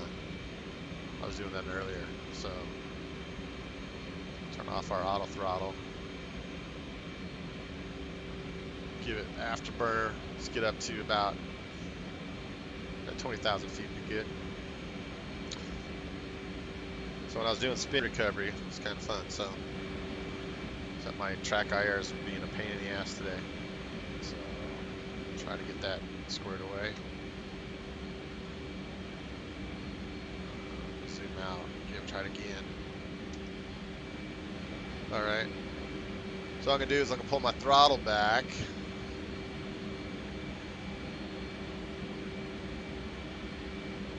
My left throttle, so we're gonna zero that out. I'm gonna pull back on my stick, go all the way right, opposite direction.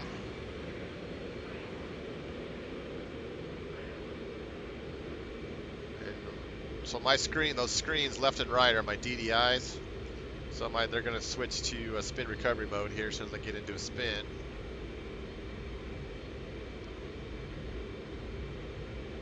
So I'm pulling straight back on the stick to the right. We're starting to get into the spin, we're starting to nose down as we start spinning to the left.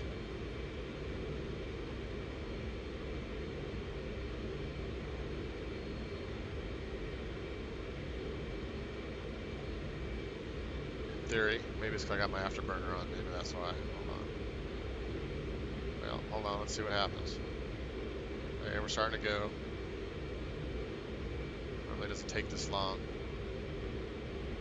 I think it's because I got my afterburner. I forgot to turn off my afterburner. See if it'll go. It may not even go.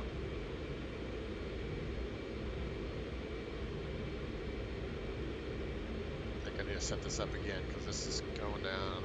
Okay, there we go. So now we're in spin mode. So you can see spin mode is kicked in. So I'm going to drop my throttles all to 0. And I got to go left stick. Full left. Okay, now we're out. Now let's see if I can recover from what I was doing here. Give it a little bit of power. That wasn't the best spin. I think I had my afterburners on. We'll try that again. So let's get back up. It's about 30,000 feet. 15 degrees up. Full afterburners. We'll get up there in a bit.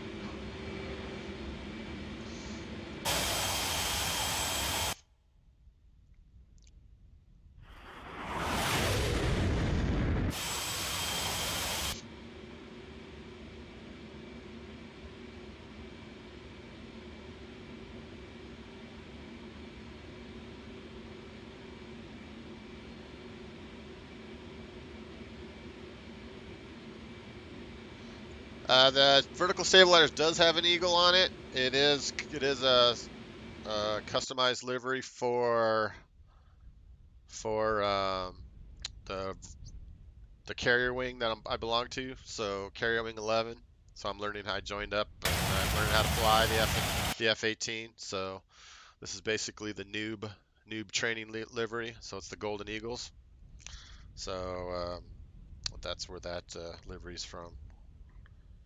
And I can't give it out because you have to join up to get use of that livery. So it's nothing that can be shared out, unfortunately. But nope, not Eagles fan. That's just the logo for the carrier wing.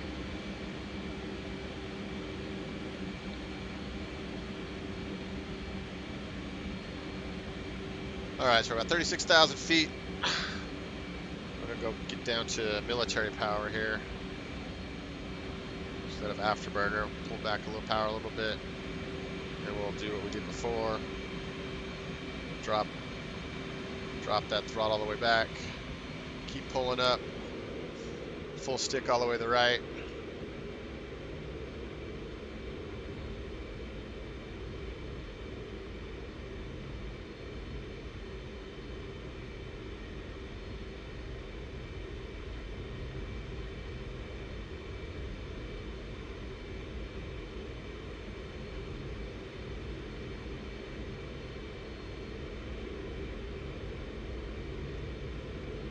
It's not doing what I want it to do. Why is that not doing what I want it to do?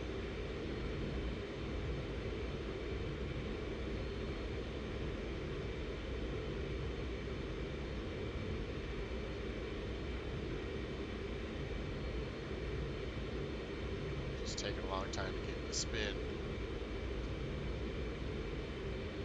Just keep on. It's our altitude, 35,000 feet. Okay. I was doing spins earlier. It wasn't taking long to get. It's like it's just not wanting to go in.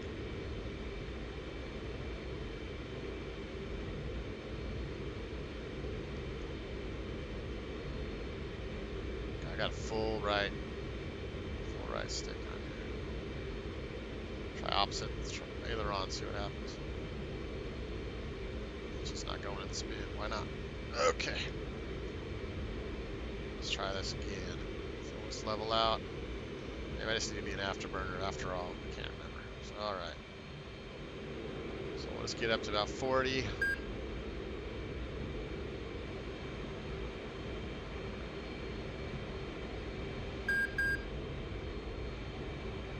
Pull that throttle all the way back. Pull up all the way to the right. Something got jacked. Alright, should start dropping to the left now. This is looking better. Starting to get that rotation.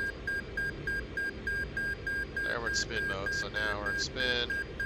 Let's go around a couple times, get a tighter spin. And now I gotta go full left stick. See if I can recover before I hit the ocean. So we're spinning, spinning, spinning.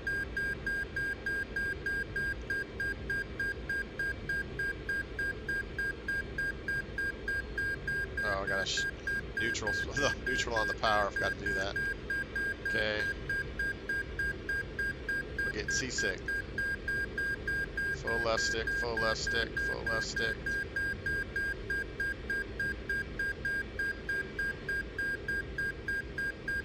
Starting to slow a little bit. Thought I run at altitude, 11,000. Spin mode engaged. Starting to beat. Come on, baby. Yeah, we're getting down quick. Okay, we're out. Give it some power, so I don't want to stall. There we go.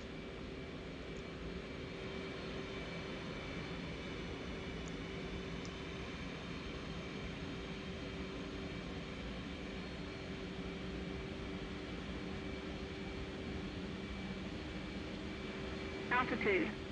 Altitude.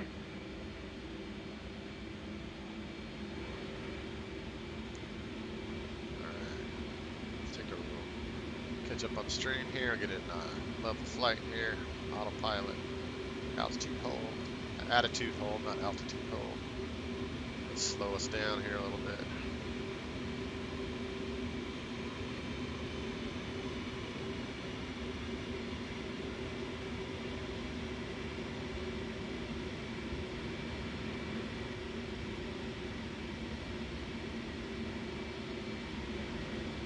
We are at 335,000 pounds of fuel.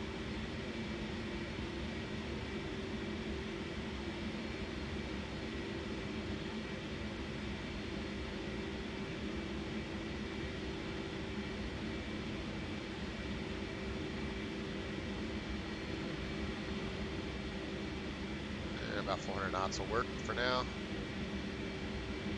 Auto throttle on. I'll just pull the nose up a little bit. Get some positive rate of climb. Not that much positive rate of climb. Reset our altitude, attitude, hold there. There we go.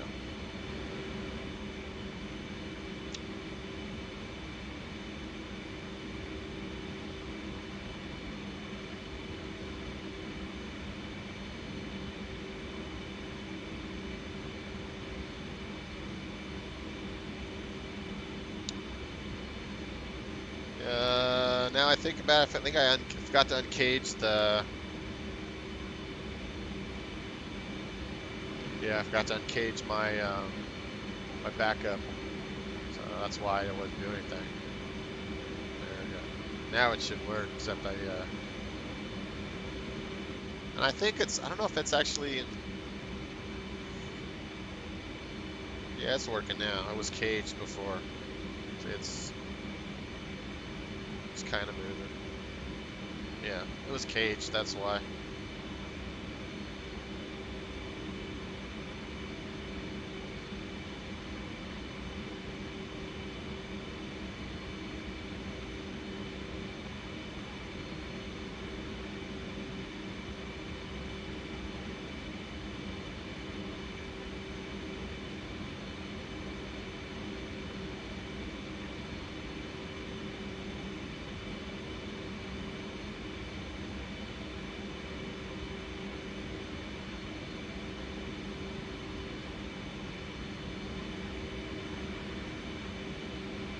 Spencer's on. All right.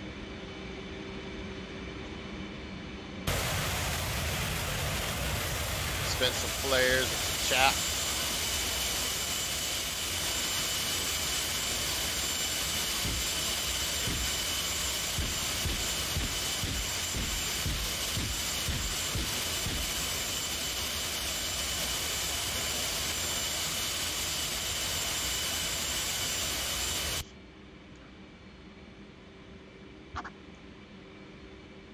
I don't even have any armaments anyway.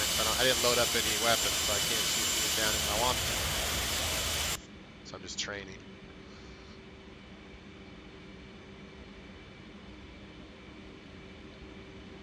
But that's next on the horizon. Get some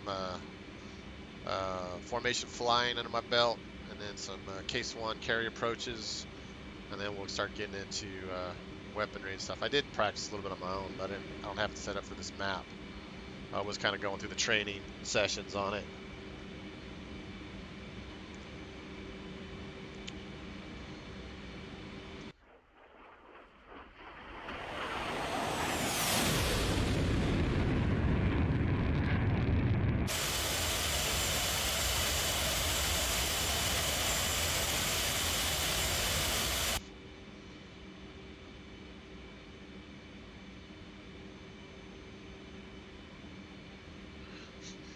Yeah, the PRX guns, I've had this, sad to say, I've had this sim for a couple years now. I mean, for different versions of DCS, but then I don't know, maybe the last 6 months I updated to the 2.5, but I've had it. It had aircraft, and it was like a whole new simulator for me to have to, learning curve on, because I was, flight simulator and prepared.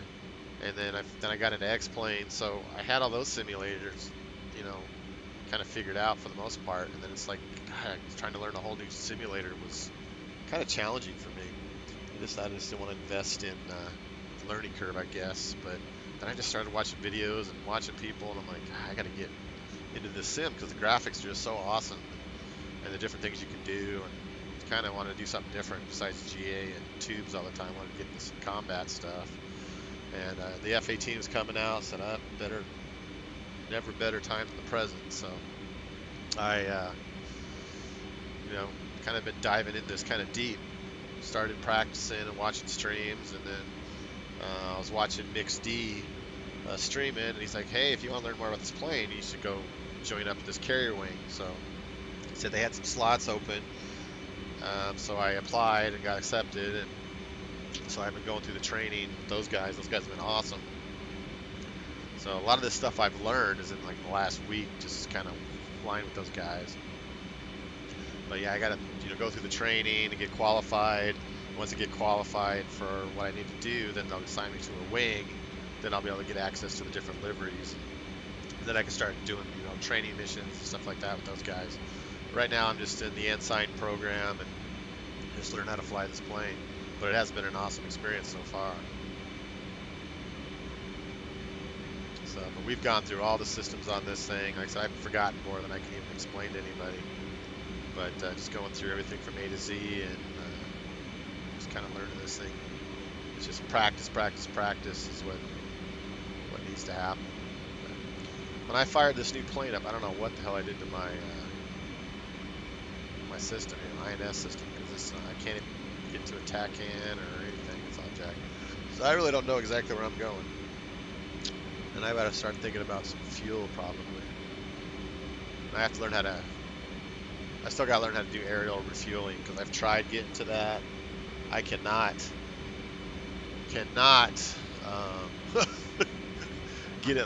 it in the groove, man. I'm all over the place. But now I've kind of learned this FCS system a little bit better. I need to try it again and see if I could get up there. So I don't know. I know there's a carrier. Let me see if I can check the map here and see if I can find one. I know there's a carrier in this training map. Air refueling. I just got to figure out where it's at because I don't know. Let's see what this one is. What is this? KC-130 refueling. Okay, so where's my TACAN? I need my TACAN's not going to work though probably because it's all jacked. I don't see the TACAN though. Heading speed. Altitude's 18,000, speed's 299, heading 222. Where's the frickin' TACAN? It's frequency. I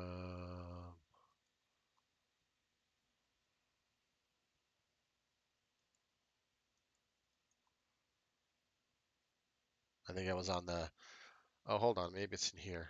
Let's see. Oops. What's that?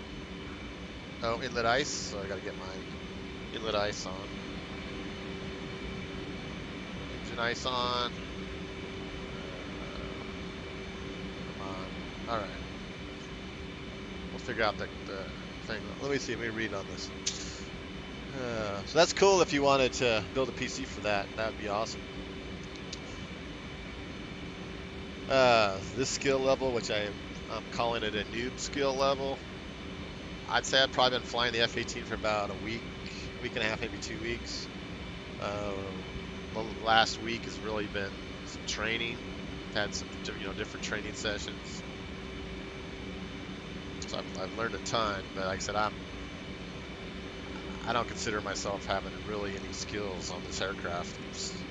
Compared to these other guys that fly, oh my gosh, those guys know how to handle this plane like a champ. So, but I've got about a week and a half maybe since I joined the carrier wing, and then prior to that, a couple flights here and there.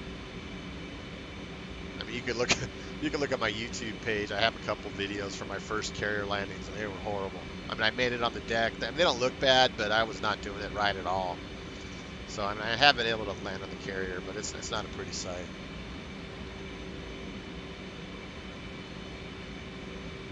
Yeah, I mean, if you want to, I mean, my YouTube. I mean, I'm a noob to all this stuff, so my quality videos aren't all that great, and I don't do any editing. I don't have the time for that. But if you want to go to Mile High FSX on YouTube, it's in the notes below. It has all the links and everything, but you could find my page there. But like I said, my videos aren't fantastic. So don't get your hopes up of high quality stuff, but I'm working on that. I'm just a noob all the way around. So anyway, let's look on this map and see if we can find that. Oh, I know what I want to do. I think hit escape, go to briefing. Okay, let's see. Scroll down. Hopefully it'll let me scroll down.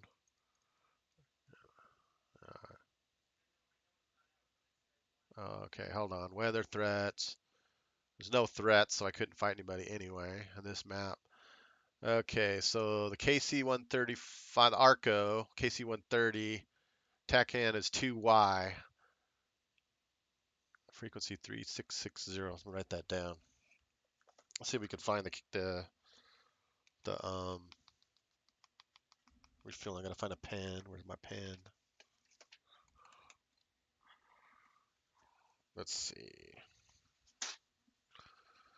So it's Arco.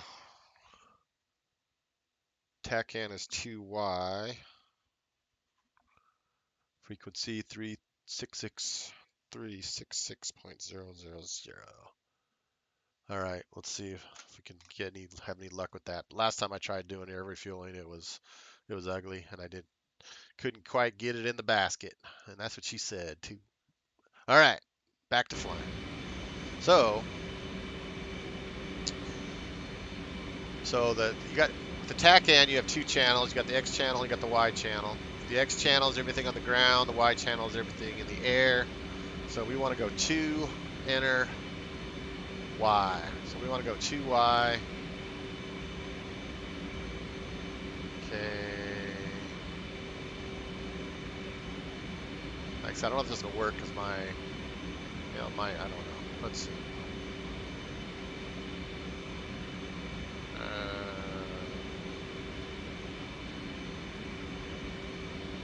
It's not going to give me a course line, is it? So I don't think this is working because it's going to give me 020. That's not right. I may have to get a new plane or something. Let's see.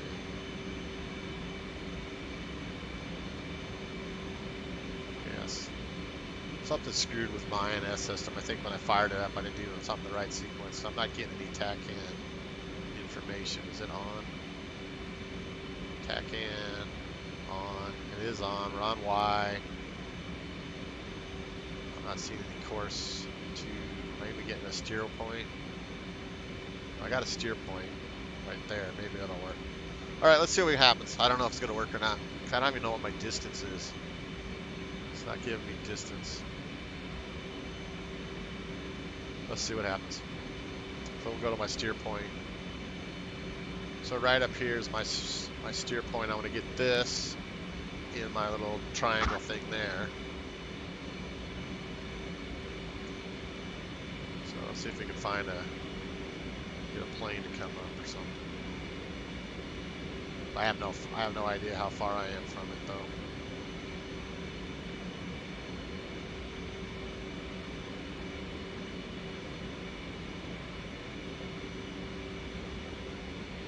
Well, actually, I know what I can do real quick. Get level here first.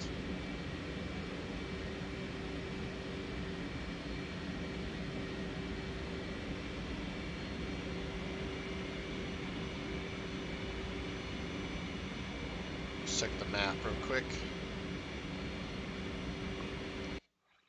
See if I can find out. So that was there. Where am I?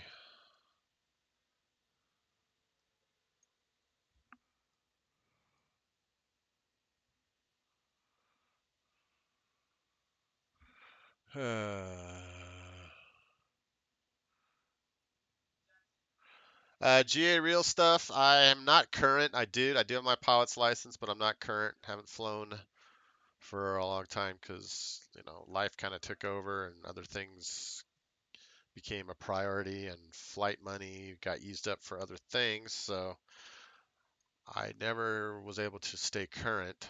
So I haven't flown in a long time, but I do have my pilot's license. I'm sure I just got to get my medical and just get back up, and I can get it current at some point. So someday I will. Just can't do it right now, unfortunately. So what plane am I? That's the 130.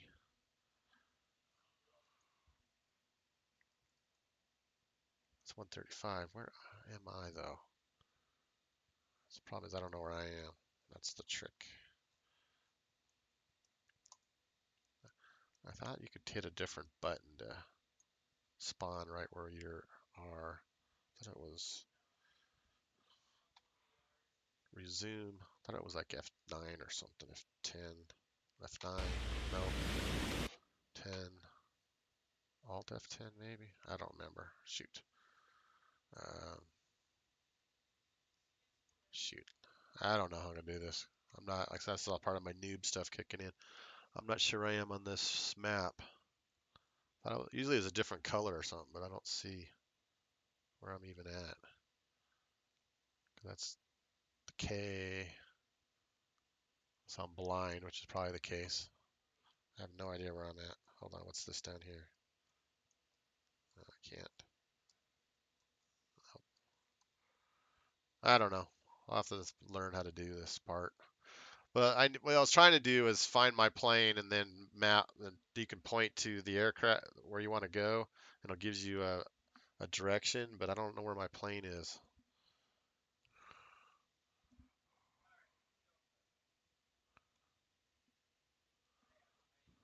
Yeah, anyway.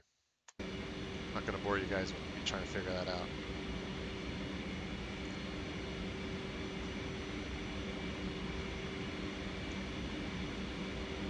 So, nothing's working. Like I'm kind of blind here.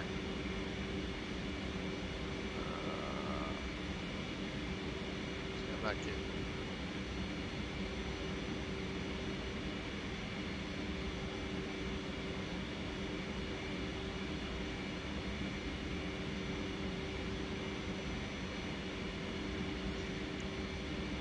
But as far as, sorry, back to your question about the ILS, I don't know. Maybe some aircraft have ILSs and you can fly those. I don't know. I've never actually done it in this sim, so don't know.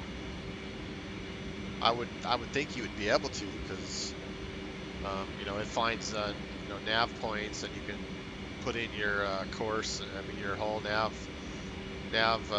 your whole flight plan in here. Fly directly to nav points.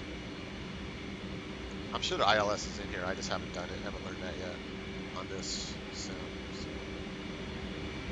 unfortunately, I don't know where the hell I'm at, because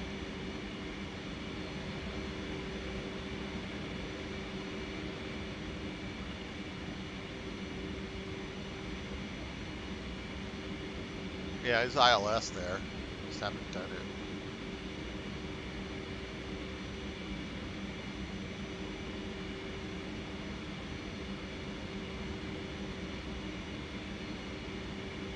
Y.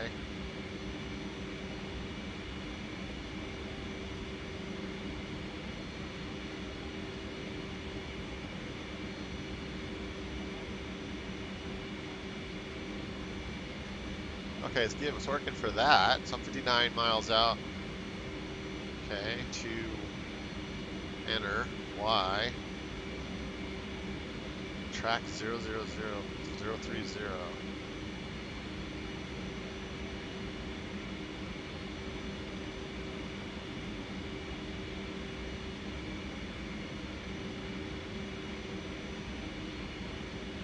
Okay, 96X, go back to Aldafra. Bingo. Bingo. 96. I gotta get back. 96. Enter. So let's go back, get some fuel, because we're at 2,000. Oh, am I gonna have enough to get back? So we get a course line. There we go. Alright, we're going 306. Enter. Go back to the course line. We're gonna get back. I'm gonna fly back to Aldafra. Get some fuel and go back. That's my plan. So let's see if we have enough fuel to get back. Alright. So by doing that, I set my TACAN to 96X, which is Aldafra's. So that's that. I set my course line at 306, which is the actual degree heading for runway 31. And we're about 58 nautical miles out. So we're gonna steer. So that sets this up here. So you got your velocity vector, and then you got your steer points there. So there's our course line pointing straight up, which maps to this down here on the right DDI. So we're going to fly towards, and we're going to set an intercept angle for that that course line. Fly towards that. Hopefully I'll get enough fuel to get there.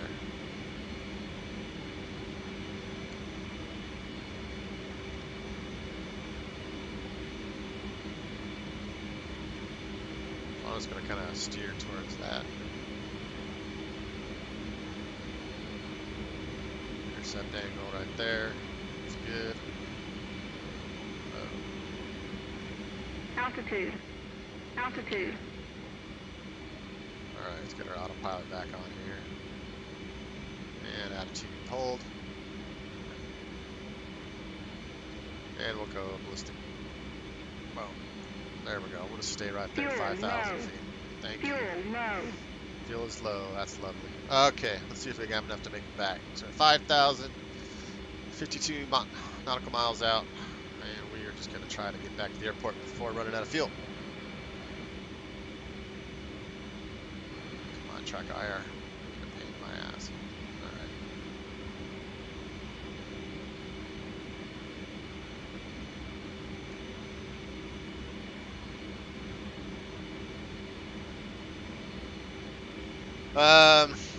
Let's see. You know what would be really good for dead reckoning? PRX guns. Do you have X-Plane? If you have X-Plane, then you can download Ortho. I'd be happy to show you sometime when I get X-Plane up. But when you download, if you set it up to use Ortho, basically they're like Google Maps. You get Google Maps. You get different sources. Mine's Bing, but you can get Google Maps, Bing. There's different ones that you can get, which are basically satellite imagery of, which you know that from Google Maps, of the terrain. So you throw that in, and you're flying. I mean, you could do dead reckoning with that stuff. It's awesome. And you know, an X-Plane's a great sim to start if you don't have any. You know, previous investment in a sim and you want to start out, you know, X-Plane's a great sim to do that with because it's a lot cheaper to get started. There's a lot of free add-ons that are amazing. And like I said, Ortho's free. You just gotta, you know, have the bandwidth to download it, drive space, and the time. But once you have that, you can get that set up, and boom, you got some, you know, nice photo imagery of wherever you're downloading, and you can dead reckon with that. You get like P3D and stuff like that. You know, it's not 100%. I know you could download like I can't think of the company right now.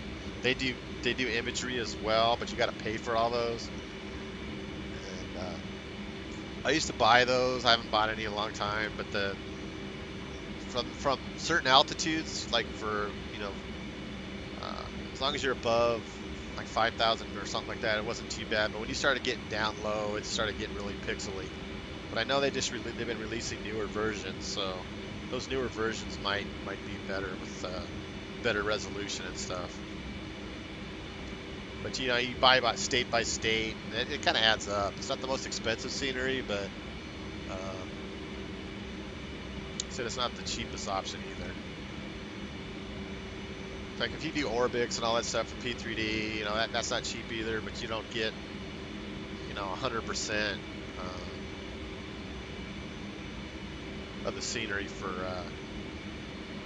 especially for dead reckoning. I mean, you can kind of get some general idea, but if you want to do dead reckoning, it'd be nice to have the actual imagery, real life imagery and stuff. So that's what I'd recommend.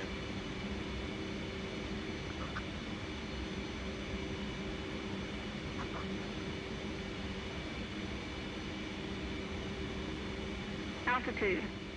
Altitude.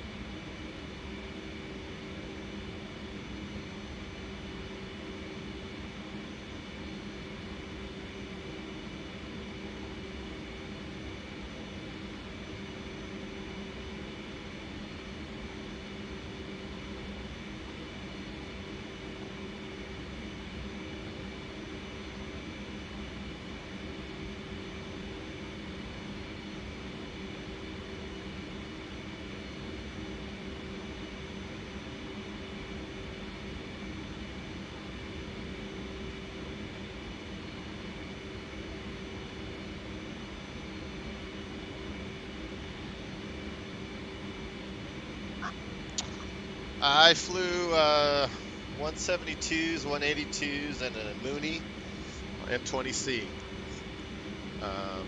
Those are my main aircraft.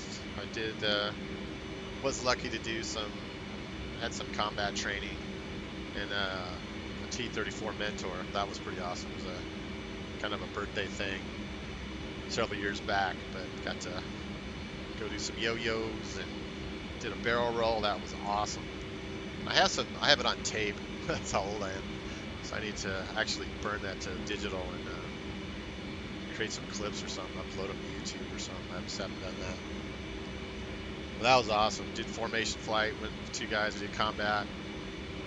So I was a T-34 Mentor trainer. So the main guy took off and landed and stuff. Even though I was working on my private pilot's license, but once I got in the air, I was able to do the controls and all that stuff. But I gained a huge respect. So you see my picture on my profile. That's me in the T-34 Mentor. But I got a huge amount of respect for G-forces and stuff, because I mean we hardly pulled any G's, and man, you could feel it on your body, and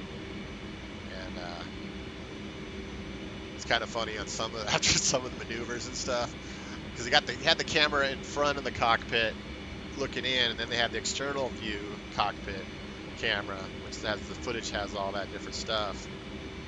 And towards the end, after some of those maneuvers, I'm just thinking, don't hurl, don't hurl, don't hurl. I do not want this on camera. But I was feeling kind of nauseous. So, all right. So there's the airport. Let's see if we can. We're gonna turn off auto throttle. See if we can kind of get ourselves positioned here. Get some speed brakes in. I'm gonna kind of turn out. Turn back, see if I can do this the first time without totally screwing up. We're low on fuel, so I don't know how many shots I can get at this.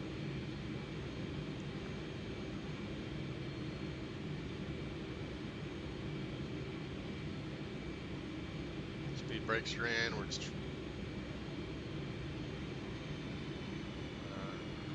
getting it to get down enough speed.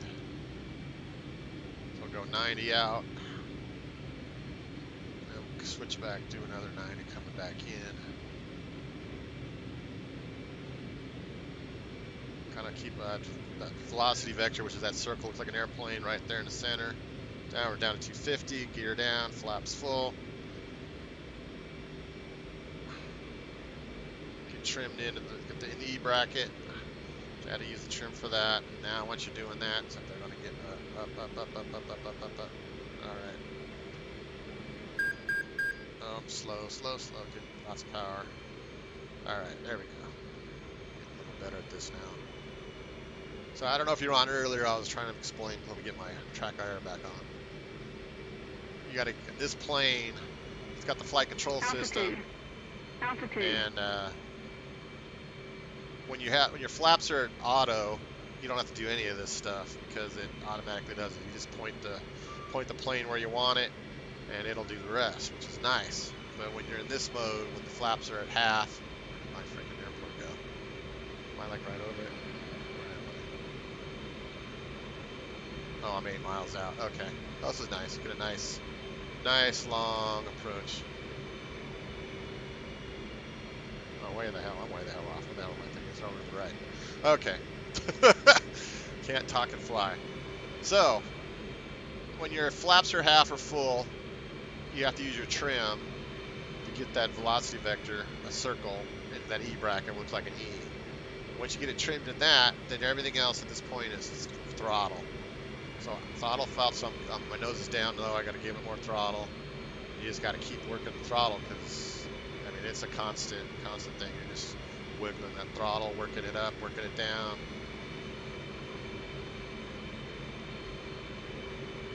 Once you master this, which, like I said, I'm in the process of learning this, because it's been my biggest crutch right now. You got to learn how to do this, 800 feet, 400 feet around the carrier. Because naturally, you're going to want to pull up. Your nose is going down. For me, naturally, I wanted to pull the stick up. but that'll just drop you out of the sky like a rock. You just have, that's all, my hands aren't even on the stick right now.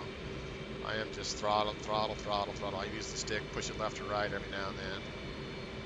And I'm coming in a really squirrely angle here, so I'm just give myself a little more turning radius here. So I know that vector is kind of below the horizon, so I need to get it back up.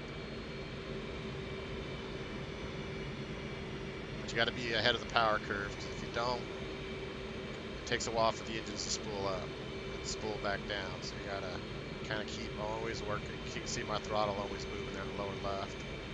This is a horrible ass freaking approach. All right. That's one thing I got to work on is my approach. I get too tight and then I totally, I'm low. So I can't get my angle. No, I'm at 80 out. Let's try dropping my scale here. 40 to 10. 10. Okay, there we go. Get a better angle on it. Alright.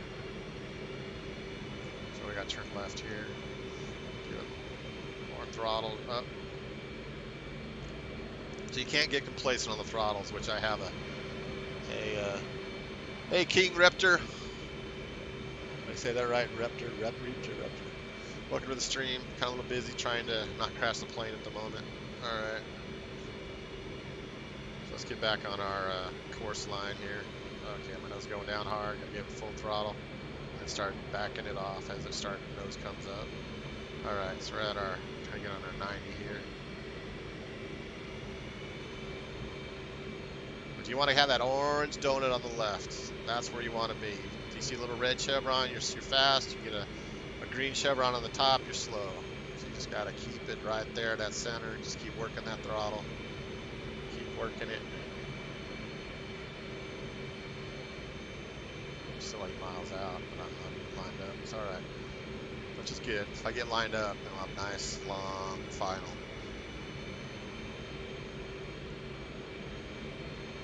Alright, so I'm going to start gentle turn, give it more power, because you're going to lose lift and you add more drag. So keep that velocity vector.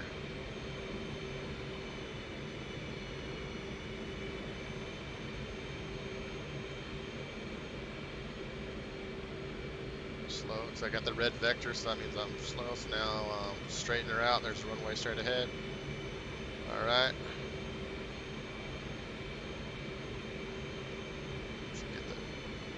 Right on there, that's good. Give it more power.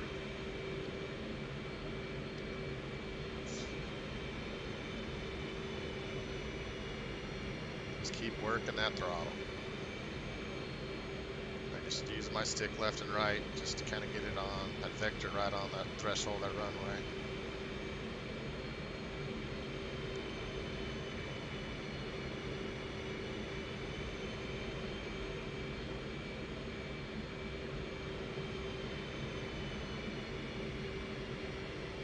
Constantly working the throttle. Let it sit there too long. Get that sinking thing. Gotta keep working it. So you're moving it faster than I am, probably.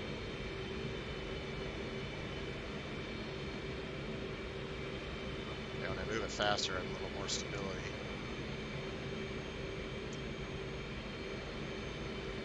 Alright, flaps full, glap gears down. Just gotta get lined up, get that velocity vector on there. Gotta make this stick because I'm running out of fuel.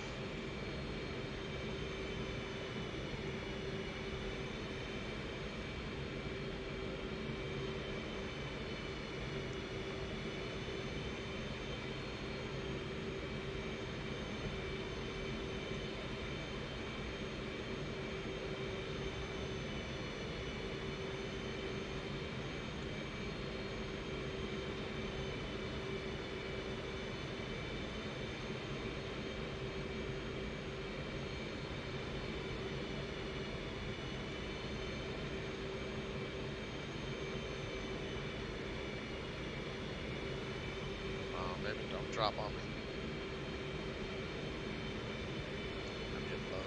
Low. Gotta boot up. That's what she said. Okay, we're going down. Come on, give me some power. Give me some power. Touch and go. Crash and go. Damn! See how that happens? You drop too. That's what happens. That's my bad habit. I always drop it too slow, and it's hard to recover when you're too slow. But anyway, I needed a new plane anyway. I think I totally screwed up that one. I don't know. I don't think I needed a new plane, but anyway. So that's sort of what you do. Just don't do what I did. So choose a slot. I'll get a new plane. So I can go back to 103. That's one I was in.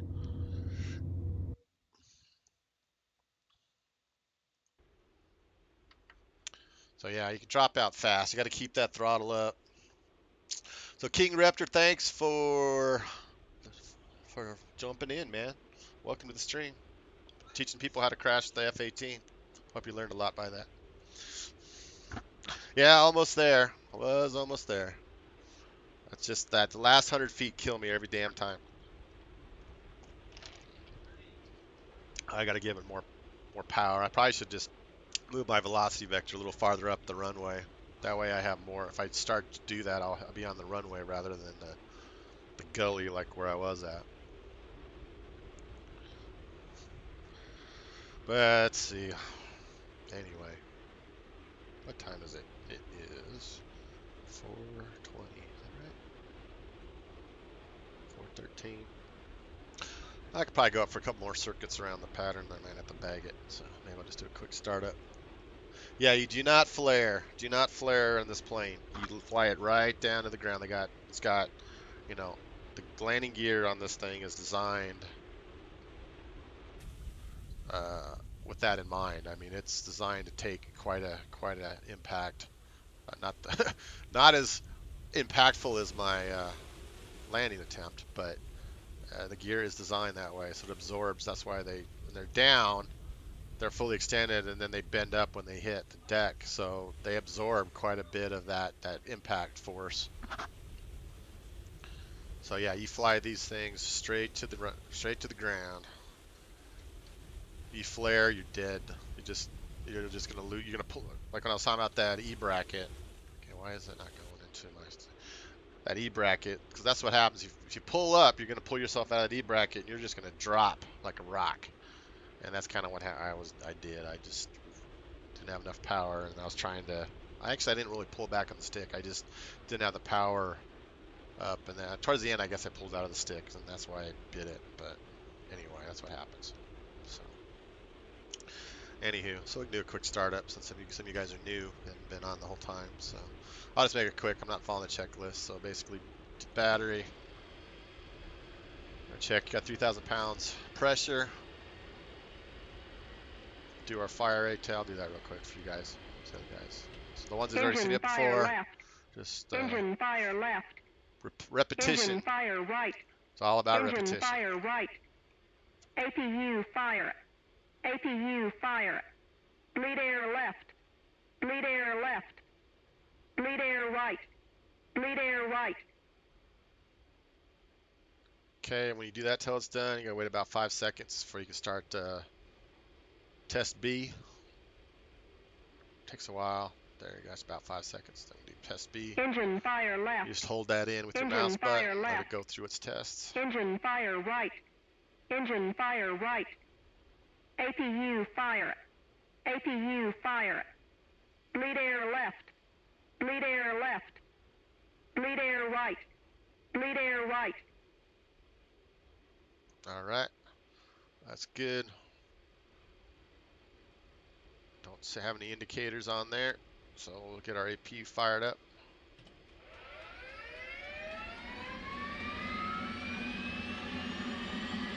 Wait for our ready light.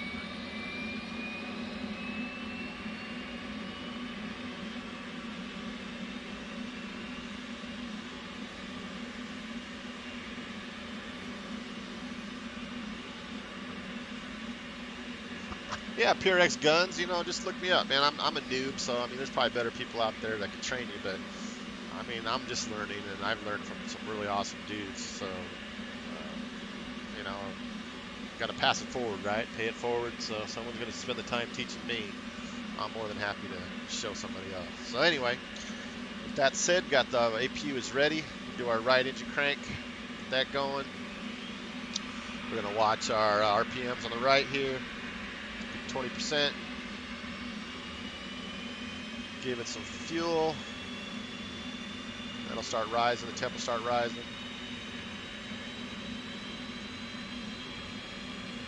While that's doing that, get our, so the screen on the left, you hear me talking about is your DDI, which is your something designator indicator. I don't know if that's right. Something, I forgot what it stands for.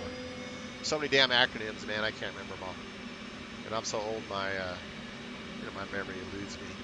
Roll left, roll left. So again, this is my HUD brightness there. There's our Flight moving controls. map. Get that Flight full controls. bright. So this aircraft, there's two sets of hydraulic paths, and engine, the one engine powers one side and the other engine powers the other. So when you're hearing the flight controls, it says, oh, I only have half power on my hydraulics, so it knows then that it's going to start transitioning that hydraulic power load off that one engine to power everything, control everything up. So you hear flight controls. Then it goes away because it recovers. So now with one engine, you can fly this plane.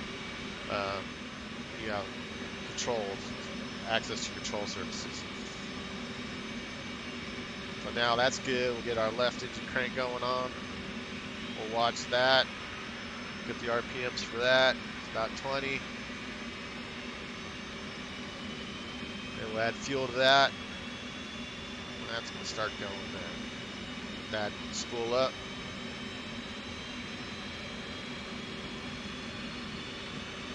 So now we're going to do our bit tail test here. I'll stop the flash and hit that. So FCS is our flight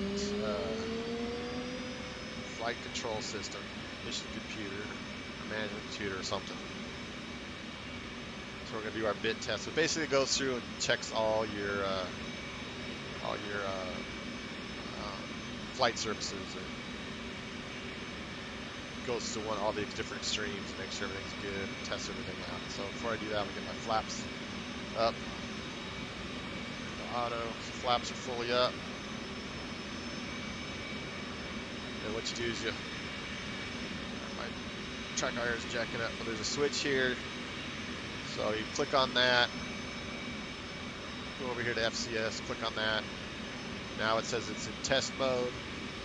And now you'll see my flight services start doing their testing. So the flight control system doing all this testing, all my ailerons, my leading edge flaps, trailing edge flaps, my rudder, stabilizer, all that stuff. So we test everything, make sure everything is working. Got the APU shut down. It automatically shuts down once the engine started. So I'll get my map. There's got moving map mode. I like the green. So I'll go back to that.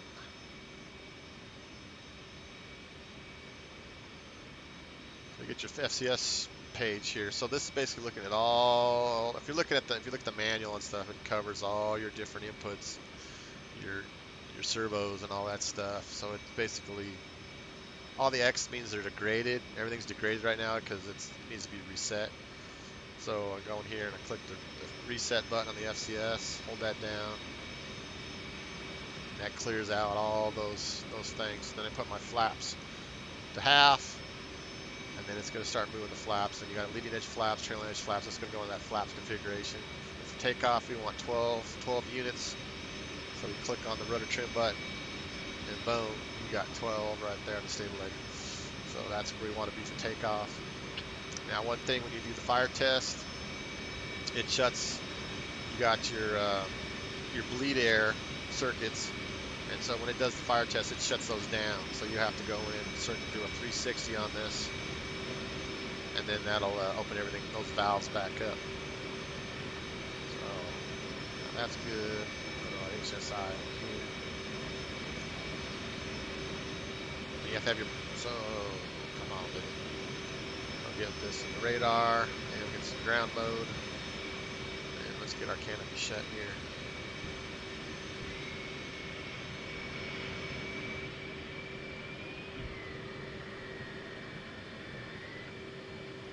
So So right now, this countdown here is the INS is doing its countdown. It's doing its testing. It's basically align the INS system, which is your inertia navigation system. I believe that's what it stands for. So it's got about 85 to go in about 29 seconds. It takes about 3 minutes, a little over 3 minutes to do the test. So we'll let that cook, do its thing. So we're all set there. I'm going to move that FCS page back down here.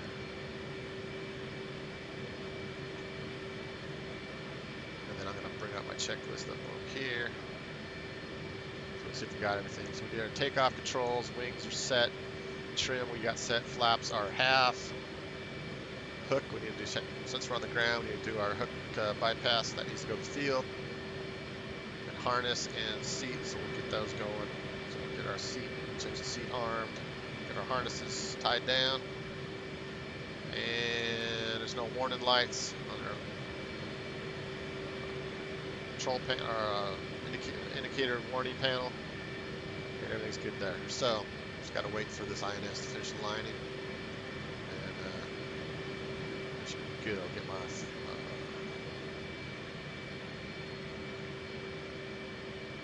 position lights set.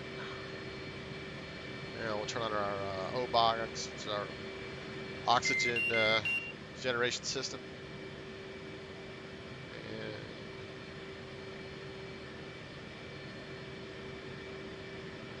And go. Just sit there and wait a little bit.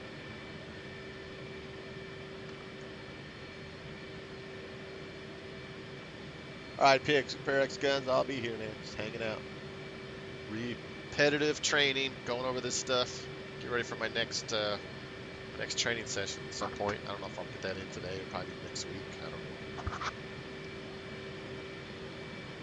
know.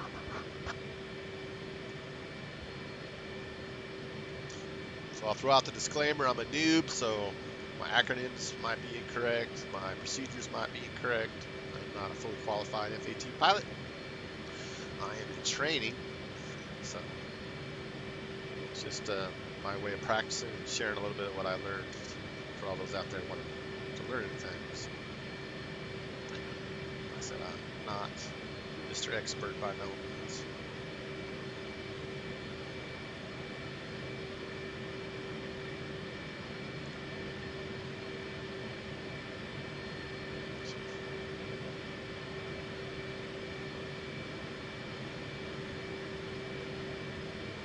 Alright, INS is done.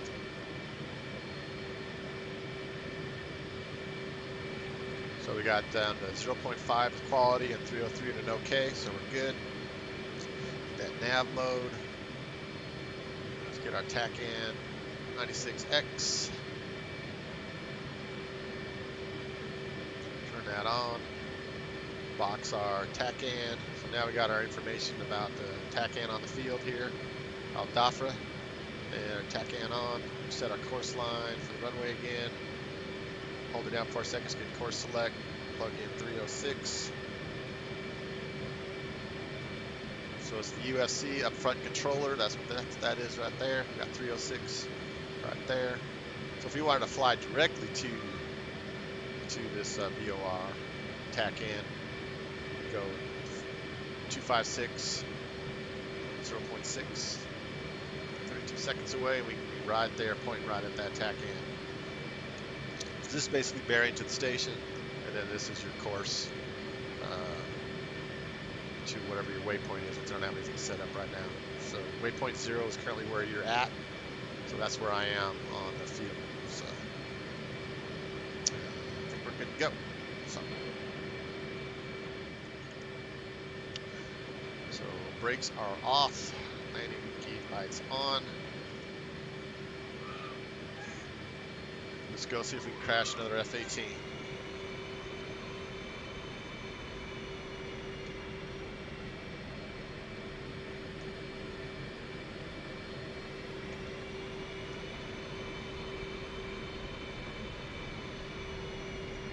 So I'll probably do a couple circuits maybe and call it a day. That's my plan.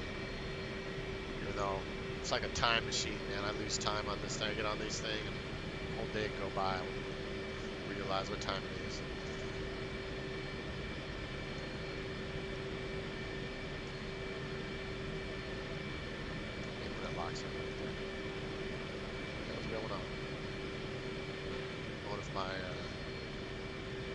track IR is about to die on me. So I haven't had it plugged in a while. Let's see what happens.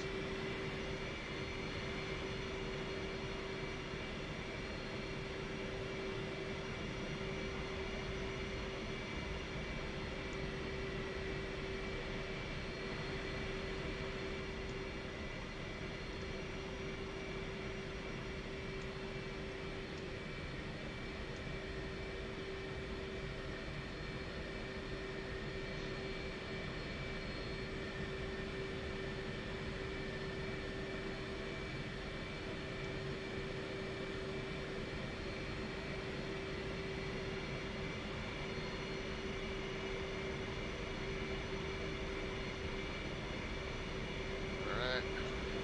76, 80. Little military power. Get it lined up. It's afterburning.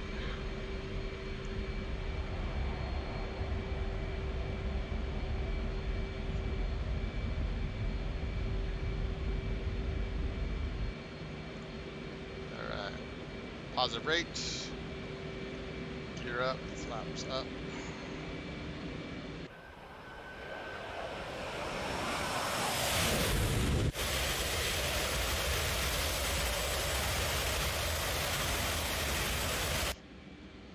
Alright. Start slowing down a little bit. Autopilot on. Attitude hold. Hold us right there at that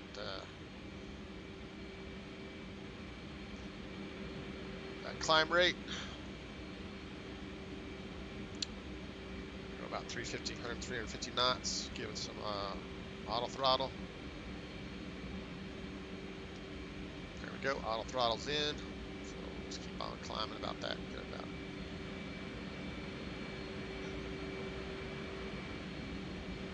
about 10,000 feet. I guess that's good.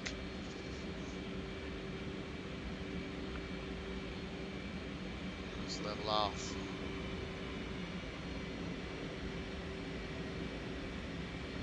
Get kind of set up for landing, so you can do that. So, barometric altitude hold.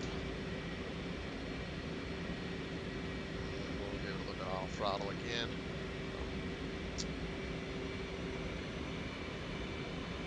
Start turning back to Alpha.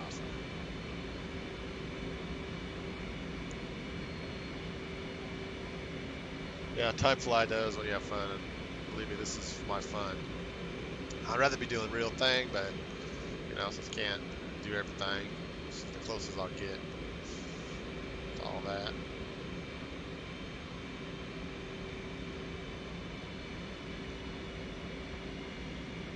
So yeah, when you got that course line plugged in, so this is my course line down here, my right DDI, it's right there on the HUD. So there's your course line right there, right over that tack end. And then here's your deviation dots. So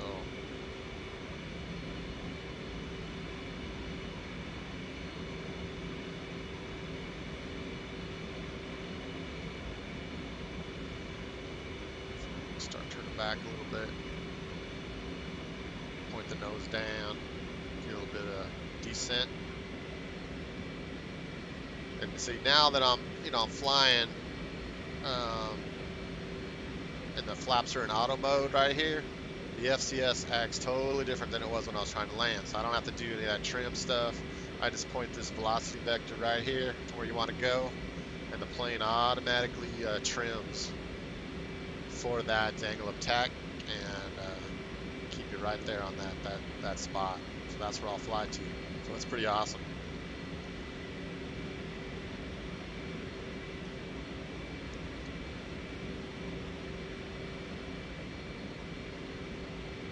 Offer down there. Start straightening out. And let's increase our descent. Well, not that much. So little finicky. Alright. Auto throttle's still in, so it should start easing back the gas on that for us. Stay right there, trying it out. 10 degrees, pitch down, give it a attitude hold.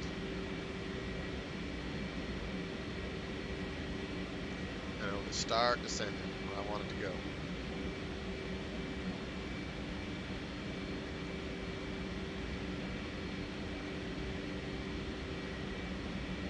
Altitude. Altitude. Start pulling up here a little bit. Low. This, sometimes the stick gets a little jumpy on you.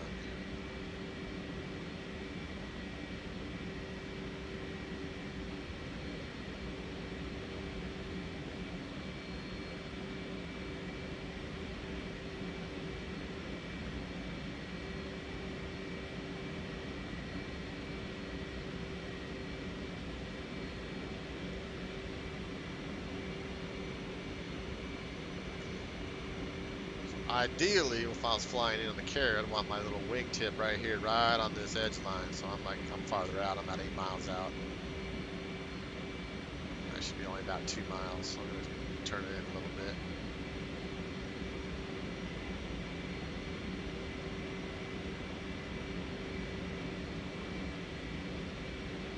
Get a better angle of intercept there.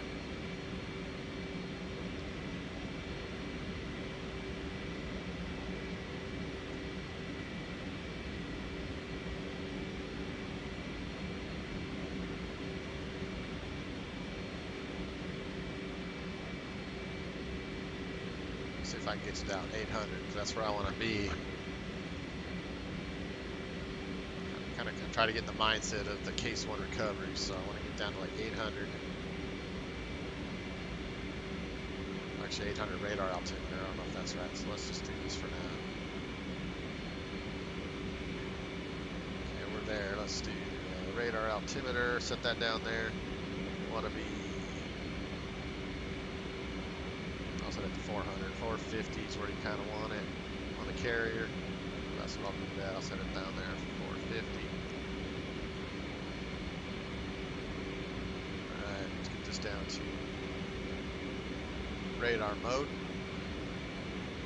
Alright, so now we're radar altimeter. We're about 780 on the radar, so that's pretty good. We got our barometric hold, so we're going to do our radar altimeter. So, radar altimeter hold.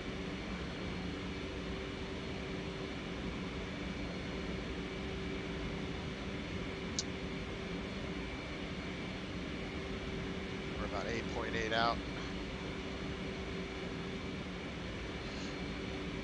So we're going to go in and we're going to start doing our brake here, even though it's not perpendicular. We'll do it anyway.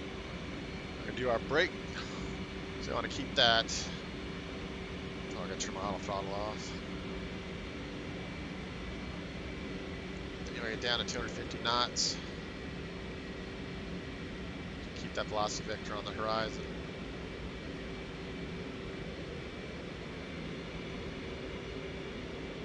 About 250 knots. Gear down, flaps down. We're just going to square this thing up a little bit. So now is where they're talking about that E-bracket stuff. Now we're back into that mode. So now I got to trim up, get back in there. Now I'm there. Now I got to give it some throttle. And oh, I forgot about my fuel on high, so I'm going to drop this. It's not how you do it. Flight controls. Normally you would Flight controls. dump your fuel, but since we're coming in, I'm running low on time. I'm just going to drop my stores, which now I'm still at 10,000. I'm still kind of heavy, so it's going to be interesting. That's going to give me more. I'm going to need more gas to get that thing up. So I'm going to give it full throttle. Get it back up there. And start getting that off there. Now I'm high. This is where we.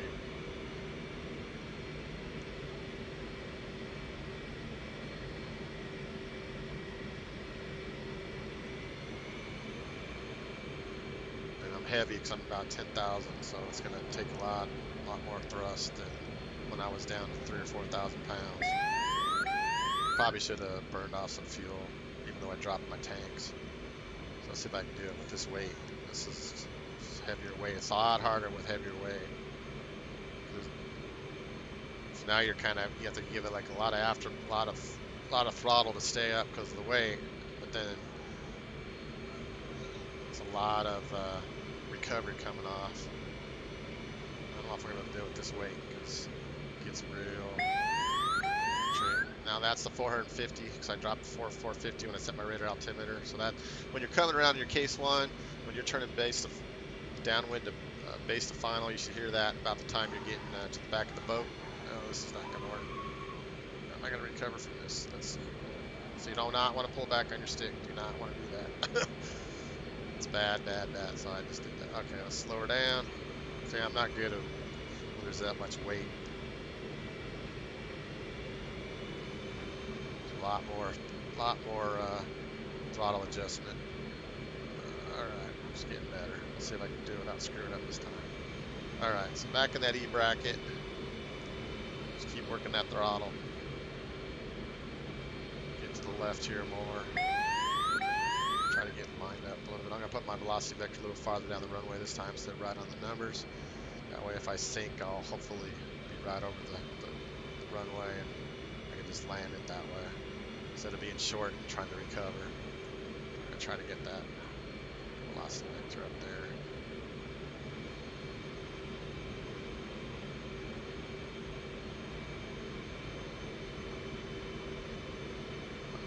About halfway down where it's at. It's good. I just got to get lined up. So it's good right there. Just give it a little turn. Then we'll turn in. More gas.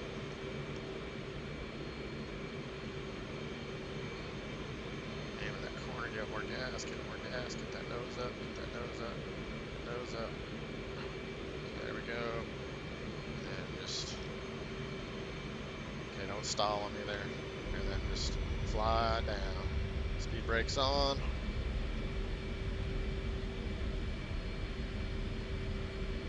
That looked a little better in the last couple, that's for damn sure. Alright. Speed brakes are on.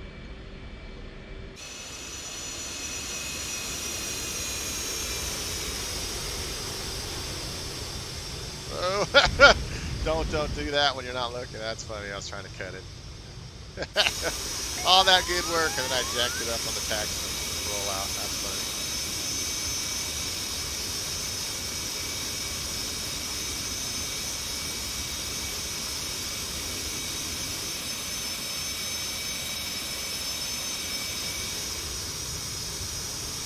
Alright.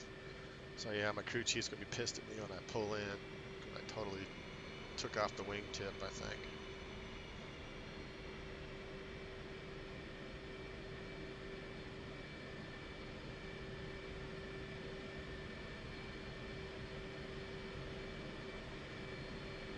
Yeah, the weather, you can definitely set the weather. This is just kind of set default. I didn't mess with it. But the other night in training, we were practicing on a crosswind landings, and that was a whole different. that was interesting. So we had a 90-degree crosswind. We were practicing our pattern on, and of course I was having an issue with the E bracket thing. So I got that down a lot better now. I still need a lot of work on it, but. When doing that, yeah, it is a totally different. Okay, what did my track IR died on me? It just died. Okay, guess we'll do it the old manual way. Wanted to get my wings and rolled up here. Probably a good time for me to go.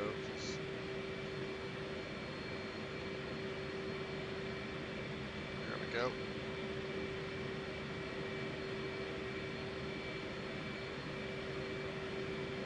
Fold them wings.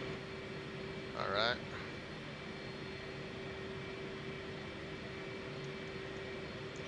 Our flaps up.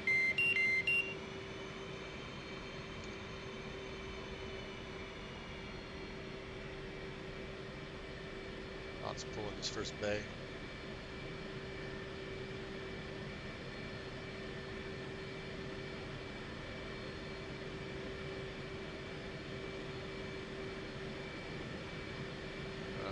Now it's totally doing something. Well, got a little delay action going on. Good thing I did fold those wings. That would have taken off. Well, so much for that idea. I'll just park right here. Let those guys park it for me.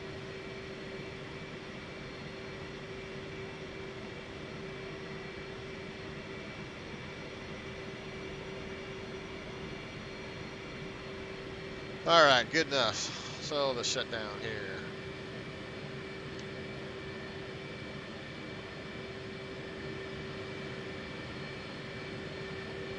Park brake, set. This is not in order, by the way. I'm just doing it. All right.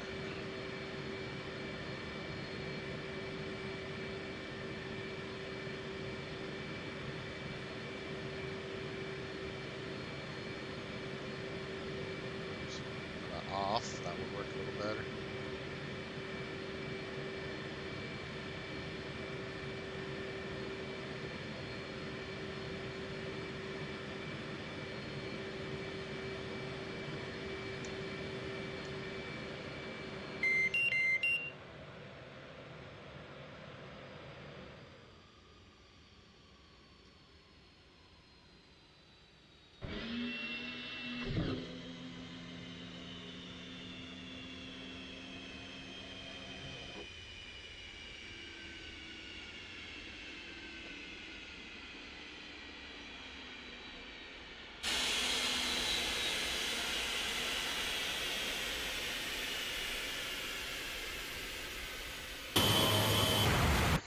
That's wrong button.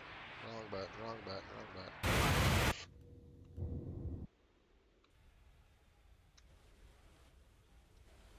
I guess we'll go with that. Anyway. All right. Anna, where is that ramp guy? He's probably filling out the paperwork on my my damage I just created. Anyway, I probably need to go, but yeah, the winds, the weather, and all that stuff are totally can affect this this sim, so that makes it more fun. This is just kind of straight and boring, good weather, but I'm here to focus on trying to get these basics down so I can start getting into good stuff. So. Okay, dang, might as well change M-way. What does that mean? My way, change runway. Oh, runway. Oh, dang, might as well change runway. Yeah, yeah. All right. Well, thanks everybody for the follows. Thanks for hanging out with me tonight, today, whatever. Hope you learned something. I'm trying to pay it forward a little bit because I'm just a noob trying to get a clue. So, if you like what you saw and you haven't followed, please follow. Check out my YouTube and my Twitch and my Twitter and all that stuff for updates on what's going on with the stream and all that. But until then, I'm just going to call it. And well, thanks, PRX Guns. Appreciate it. Said I'm trying to fine tune this. I'm not a broadcaster by trait or by natural born instinct or skill. So trying to get better. Anyway, so that said, I'm going to call it a day. Hope to see you guys around.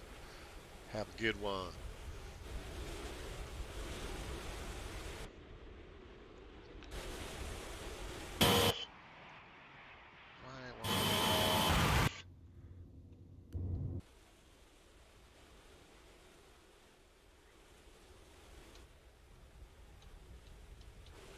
Can't get what I want, go on. But anyway, let's try to get you guys a view, but it ain't gonna happen. All right, we'll just do this. We'll just exit. Boom.